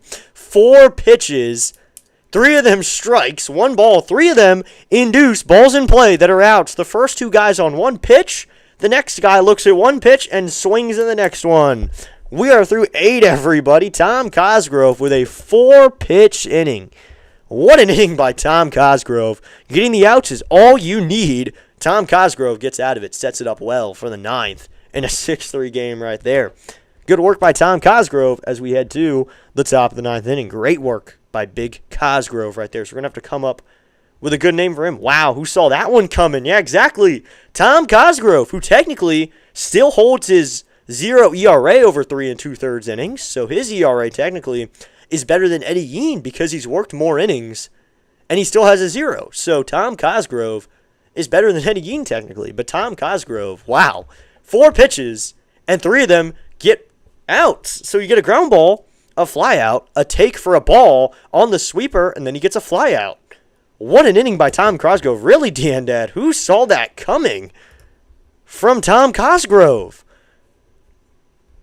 I'd said it. There's a chance that we end up going to Cosgrove. He's probably your best option. So now you're ready for Disney in the 9th. Happiest place on earth. You could get a good 9th inning from Gibraltar possibly and end this one early. Get it done through 9. So Cosgrove's on a 36-pitch complete game pace. Yeah. He goes 8 more innings. He could be 36 pitches in 9 innings. That is if they take just 1 pitch an inning. They'd probably end up being less aggressive, wait back, even if it means looking at a couple if they were in that situation. But Mr. C, you're technically correct. He's on a 36 complete game pace. So we go top of the 9th. It'll be Nunez, Wood, and Meade for the Nationals. Sean says you don't see a 4-pitch inning too often. Very rare. Oh, yeah. Very rare that a Nationals player does it, too. Of all the teams to do it, the Nationals. Never see that, especially out of their bullpen. Not even a starter, Sean. One of the worst bullpens in the league produced a 4-pitch inning. As Smuñez will take over here in the 9th. Looks like he probably will face Mejia. So looks like we're going to have a new arm out there. We got a new slinger out there. It's going to be Vodnik. Vodnik comes set. Here's the pitch to Nunez. Called. Strike 1, top part of the zone. So we got a new arm out there. That's Victor Vodnik taking over. 27 games, a 3-3 record with a 5.52 ERA. He'll take over for the ninth. Coming set to Vodnik. The 0-1 and Nunez takes a cutter way inside. Ball one, almost gets him. But it'll be a 1-1 count. Mejia ends up giving up one hit over an inning, but no runs. So no runs, no walks, and a strikeout. He does give that stolen base caught. So coming set's going to be Vodnik. Here comes the 1-1 and Nunez, and that's away ball two with a slider. Tiny Tom, because he uses such a small amount of pitches. Perfect, Mr. C. Tiny Tom is our nickname for Cosgrove. Tiny Tom, because he only uses the sweeper and the fastball, the 2-1. And Nunez grounds this one fouled on the first base line. That was just barely fouled. That would have been a double down the line if that was fair. So 2-2 here with no one gone. Top of the ninth. Vodnik looks in and comes set. Here comes the 2-2, or Nunez is going to take a timeout right here on a 2-2 count. Man, good job by Tom Cosgrove, Tiny Tom, who really only throws 4 pitches, but he really only goes to the sweeper and a fastball. I've seen him throw 7 or 8 sweepers in a row. It's his main pitch, the 2-2. And Nunez grounds this one back up the middle. That's a base hit to center field. Second baseman can't get to it. Nasim Nunez just puts one between second base and the second baseman for a base hit. Nasim Nunez chops it not too hard, but has himself a knock. So Nunez delivers here with a base hit in the top of the ninth.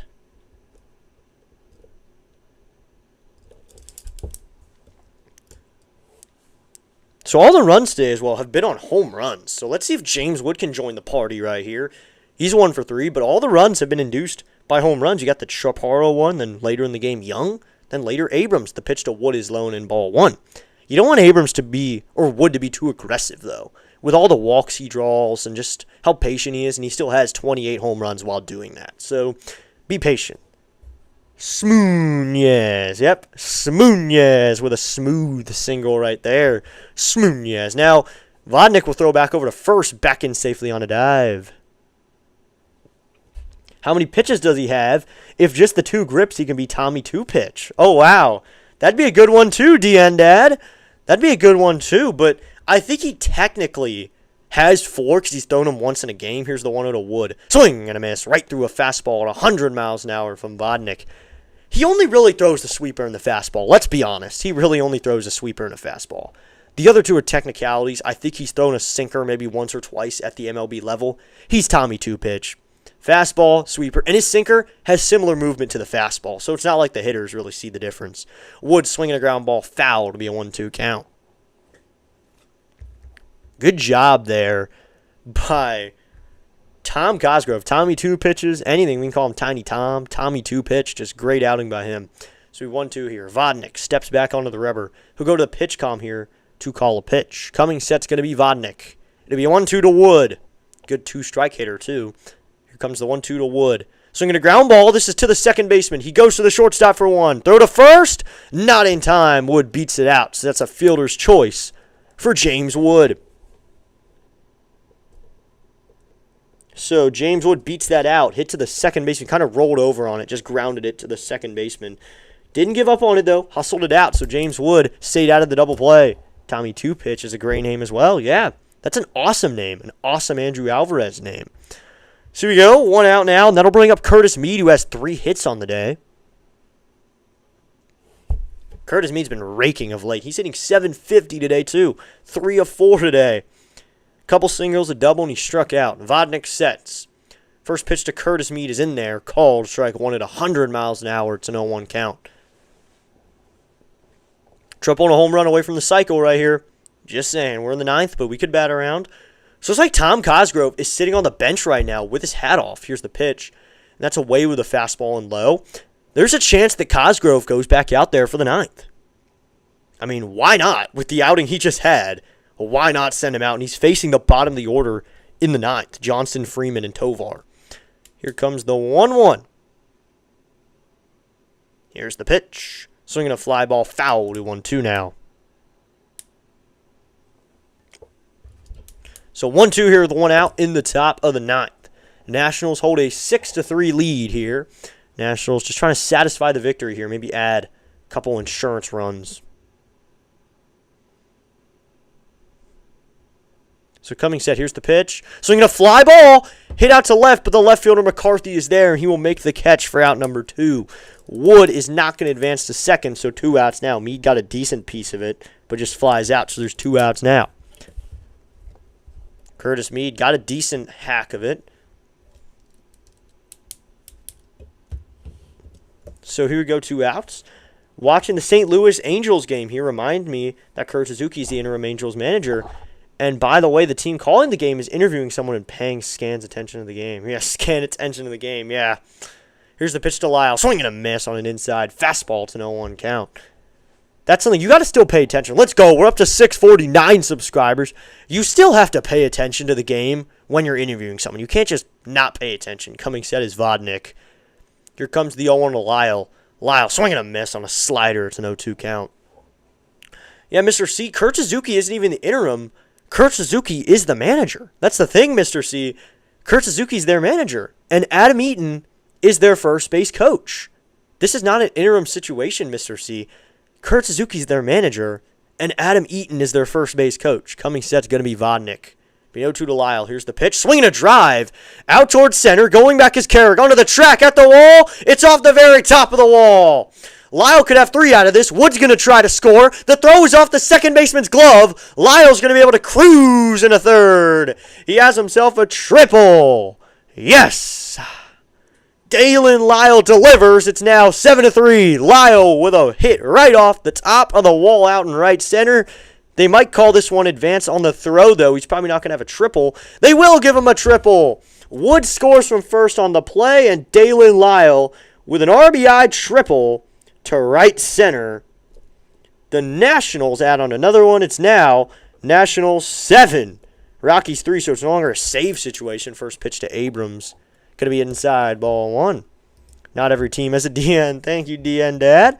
Oh, wow, says Mr. C. Yeah, Kurt Suzuki is their manager, which is really surprising to me because I remember watching him catch. Here's the pitch to Abrams. He grounds this one to the second baseman. Fields cleanly fires. And that is in time for out number 3. And that will end the inning. So Tom Cosgrove is going to head back out to the mound. He has a run of insurance right here. He's trying to get the win at the same time get Riley Cornelio his first big league win right here. Riley Cornelio could get his first big league victory right here. But, man, good job by Dalen Lyle with a triple to right center. So we go, everybody. A-T-S, Nats, Nats, Nats, woo! 7-3 game, everybody. Nationals add on just another. Nationals 7, Rockies 3 as we head to the bottom of the 9th.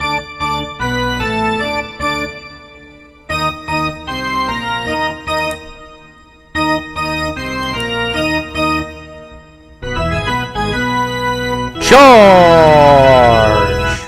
Mr. C showing off the Nationals emoji right there. Let's go. Nationals adding on.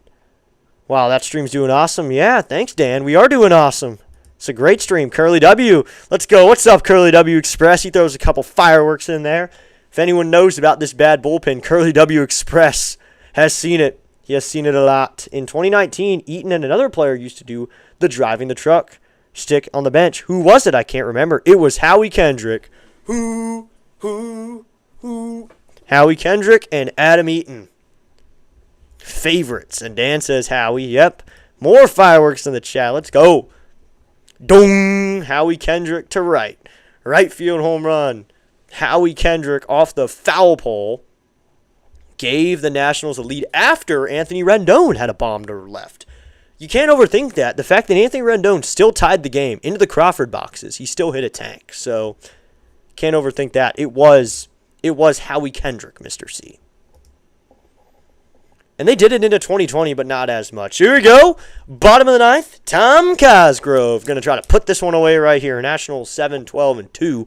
12 hits, 2 errors. Rockies only have 6 hits. Here's the pitch. It's upstairs ball 1 from Cosgrove. So he throws a ball that time. They'll bring up Johnston up to the plate.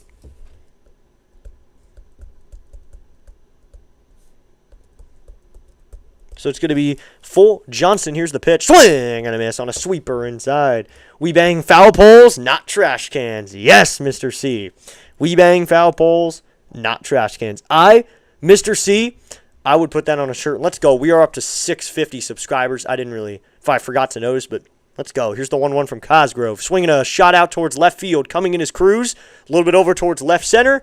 And he makes the catch for out number 1 here in the bottom of the ninth. 4 retired in a row by Tom Cosgrove. 650, yeah, 650 subscribers. So 1 out here in the bottom of the ninth. Cosgrove is also at 7 pitches right here. So now this will bring up Freeman right here. Tyler Freeman will hit. He's 1 for 3 with a single back in the 4th inning in his second AB of the game. Coming sets Cosgrove. Tommy 2 pitches. Goes to the plate. Swinging a fly ball to right. Coming in is Wood. Going out is Nunez. It's going to be James Wood under it. And he makes the catch for out number 2. Again, a 1-pitch out. Oh my gosh. He has 4 pitches here in the bottom of the ninth, and he has 2 outs. Road to 1,000 coming up, yeah. I mean, I was talking about 1,000 when I hit 100, sadly. I just always thought I could. So, 8 pitches, 5 outs. 8 pitches, 5 outs. And now he faces Brett Sullivan right here, who's been catching since the 7th inning. So he'll hit here against Cosgrove. Lefty-lefty matchup. Cosgrove sets. Here's the pitch to Sullivan. And that's inside with a sweeper, ball 1. So it's a 1-0 count. Let's go. Nationals 1 out away from a victory against the Rockies and take 2 in a row because they took Sunday against the Athletics. Get a win streak going. Now, we're one of the later games. It's 11:05 p.m. Eastern Standard Time. Thanks to everyone who stayed up and hung out with us. The 1-0. Swinging a fly ball. This one is on the infield. Meade is under it. He's calling for it. And he makes the catch for out number 3. And the Washington Nationals in the 9th get 6 outs from Tom Cosgrove. Tommy 2 pitches is rolling. He gets 6 outs on a little bit, around 10 pitches right there to get 6 outs. And the Washington Nationals take game 1 of this series in Colorado. Biggest part of winning a series is you take game 1. If you want to take one, win game 1. So the Washington Nationals get the win. Tommy 2 pitch with the... I don't believe they're going to give him credit for a save. 10 pitches, 6 outs? Yep. 10 pitches, 6 outs for Tom Cosgrove, who gets his first career save. Let's go. Cosgrove with a save. Riley Cornelio with his first career win. Let's go. A lot of good things right there. Let's go. Riley Cornelio gets his first big league victory, and Tom Cosgrove continues to have his ERA at 0. So technically, he has more innings worked. He is our best bullpen arm we've ever had this year, Tom Cosgrove. 10 pitches, 6 outs. Tommy 10 pitch. Yeah, Tommy 10 pitch. 6 outs in 10 pitches. I mean, this is the best bullpen arm we've had all year right here in Tom Cosgrove. An amazing outing. 10 pitches, 6 outs. Best bullpen arm we've had all year, hands down after that outing. Cornelio ends up giving a good outing too. I mean, in Colorado, the bullpen came to work. 1 2/3 from Cornelio, an inning from Crook. And then Cosgrove works 2 innings. They're interviewing Cornelio, but Tom Cosgrove is the man to talk to right now. Riley Cornelio is fine doing some of the MLB level. I mean, I like that he started doing it on Friday, and he feeds it into today. Really good job by Cornelio and Tom Cosgrove to work combined 3 2/3. They give up no hits, and Tom Cosgrove throws 10 pitches and gets 6 outs. Let's go, Tom Cosgrove. But final score, Washington Nationals 7, Colorado Rockies 3. District Nation Dad says another great doll called DN. Thank you so much, DN Dad. So there you go, everybody. Thank you so much for tuning in. Just some final thoughts here. I mean, the home runs are working. This is small stadium. We talked about it earlier. You had to get on the board early, and that's what Andres Chaparro did. He put 3 on early, top of the first, 1 of 3 batters. I mean, 3 batters in home run. Awesome stream, District. I'm going to bed. Have a good night. See you, Dan. Have a good night. Great job, DN, says DN Mom. Thank you so much. So there you go. 3-run bomb, a solo home run from Jacob Young, 2-run bomb from Abrams, and then you get an RBI triple from Dalen Lyle, Mariah Carey's favorite player, Dalen Lyle. So those are just some tanks right there. The Washington Nationals get the win. They take game 1 of this series. Another great job, DN. Thank you, Mr. and Mrs. C, for tuning in tonight. I'll see you soon, hopefully. So good win by the Washington Nationals. The bullpen came to play, and just the offense was working. Now tomorrow, you can focus on trying to get a win. Tomorrow is important as well. Now, Game 2, if you win Game 2 tomorrow, you can realistically think sweep this week. So tomorrow, you got your 5-starter on the mound, Meatball Michaelis, Carson Palmquist, probably going to open. So this bullpen is going to have to work hard tomorrow. Carson Palmquist and Meatball Michaelis. Crook will be ready to go tomorrow. If Cosgrove worked 10 pitches, chances are he's ready to go tomorrow. He'd do 10 pitches.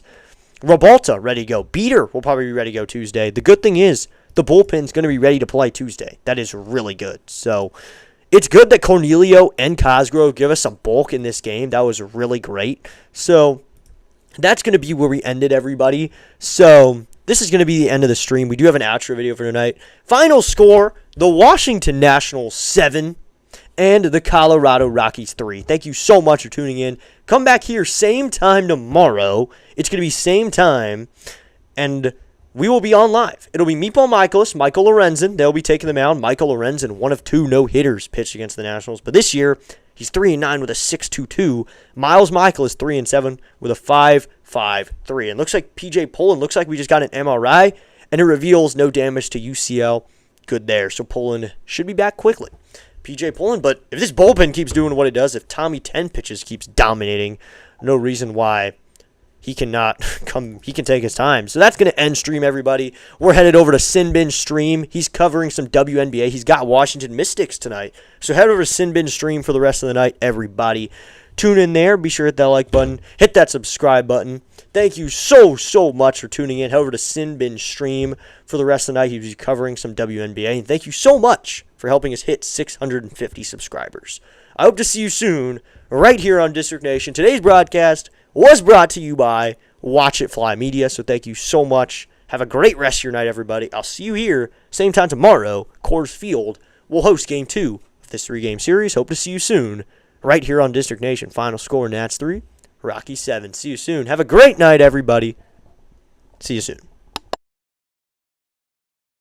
This has been a broadcast of Sports Live play-by-play on District Nation, YouTube's home of DC Sports, home of the most Nationals, Wizards, and Commanders content.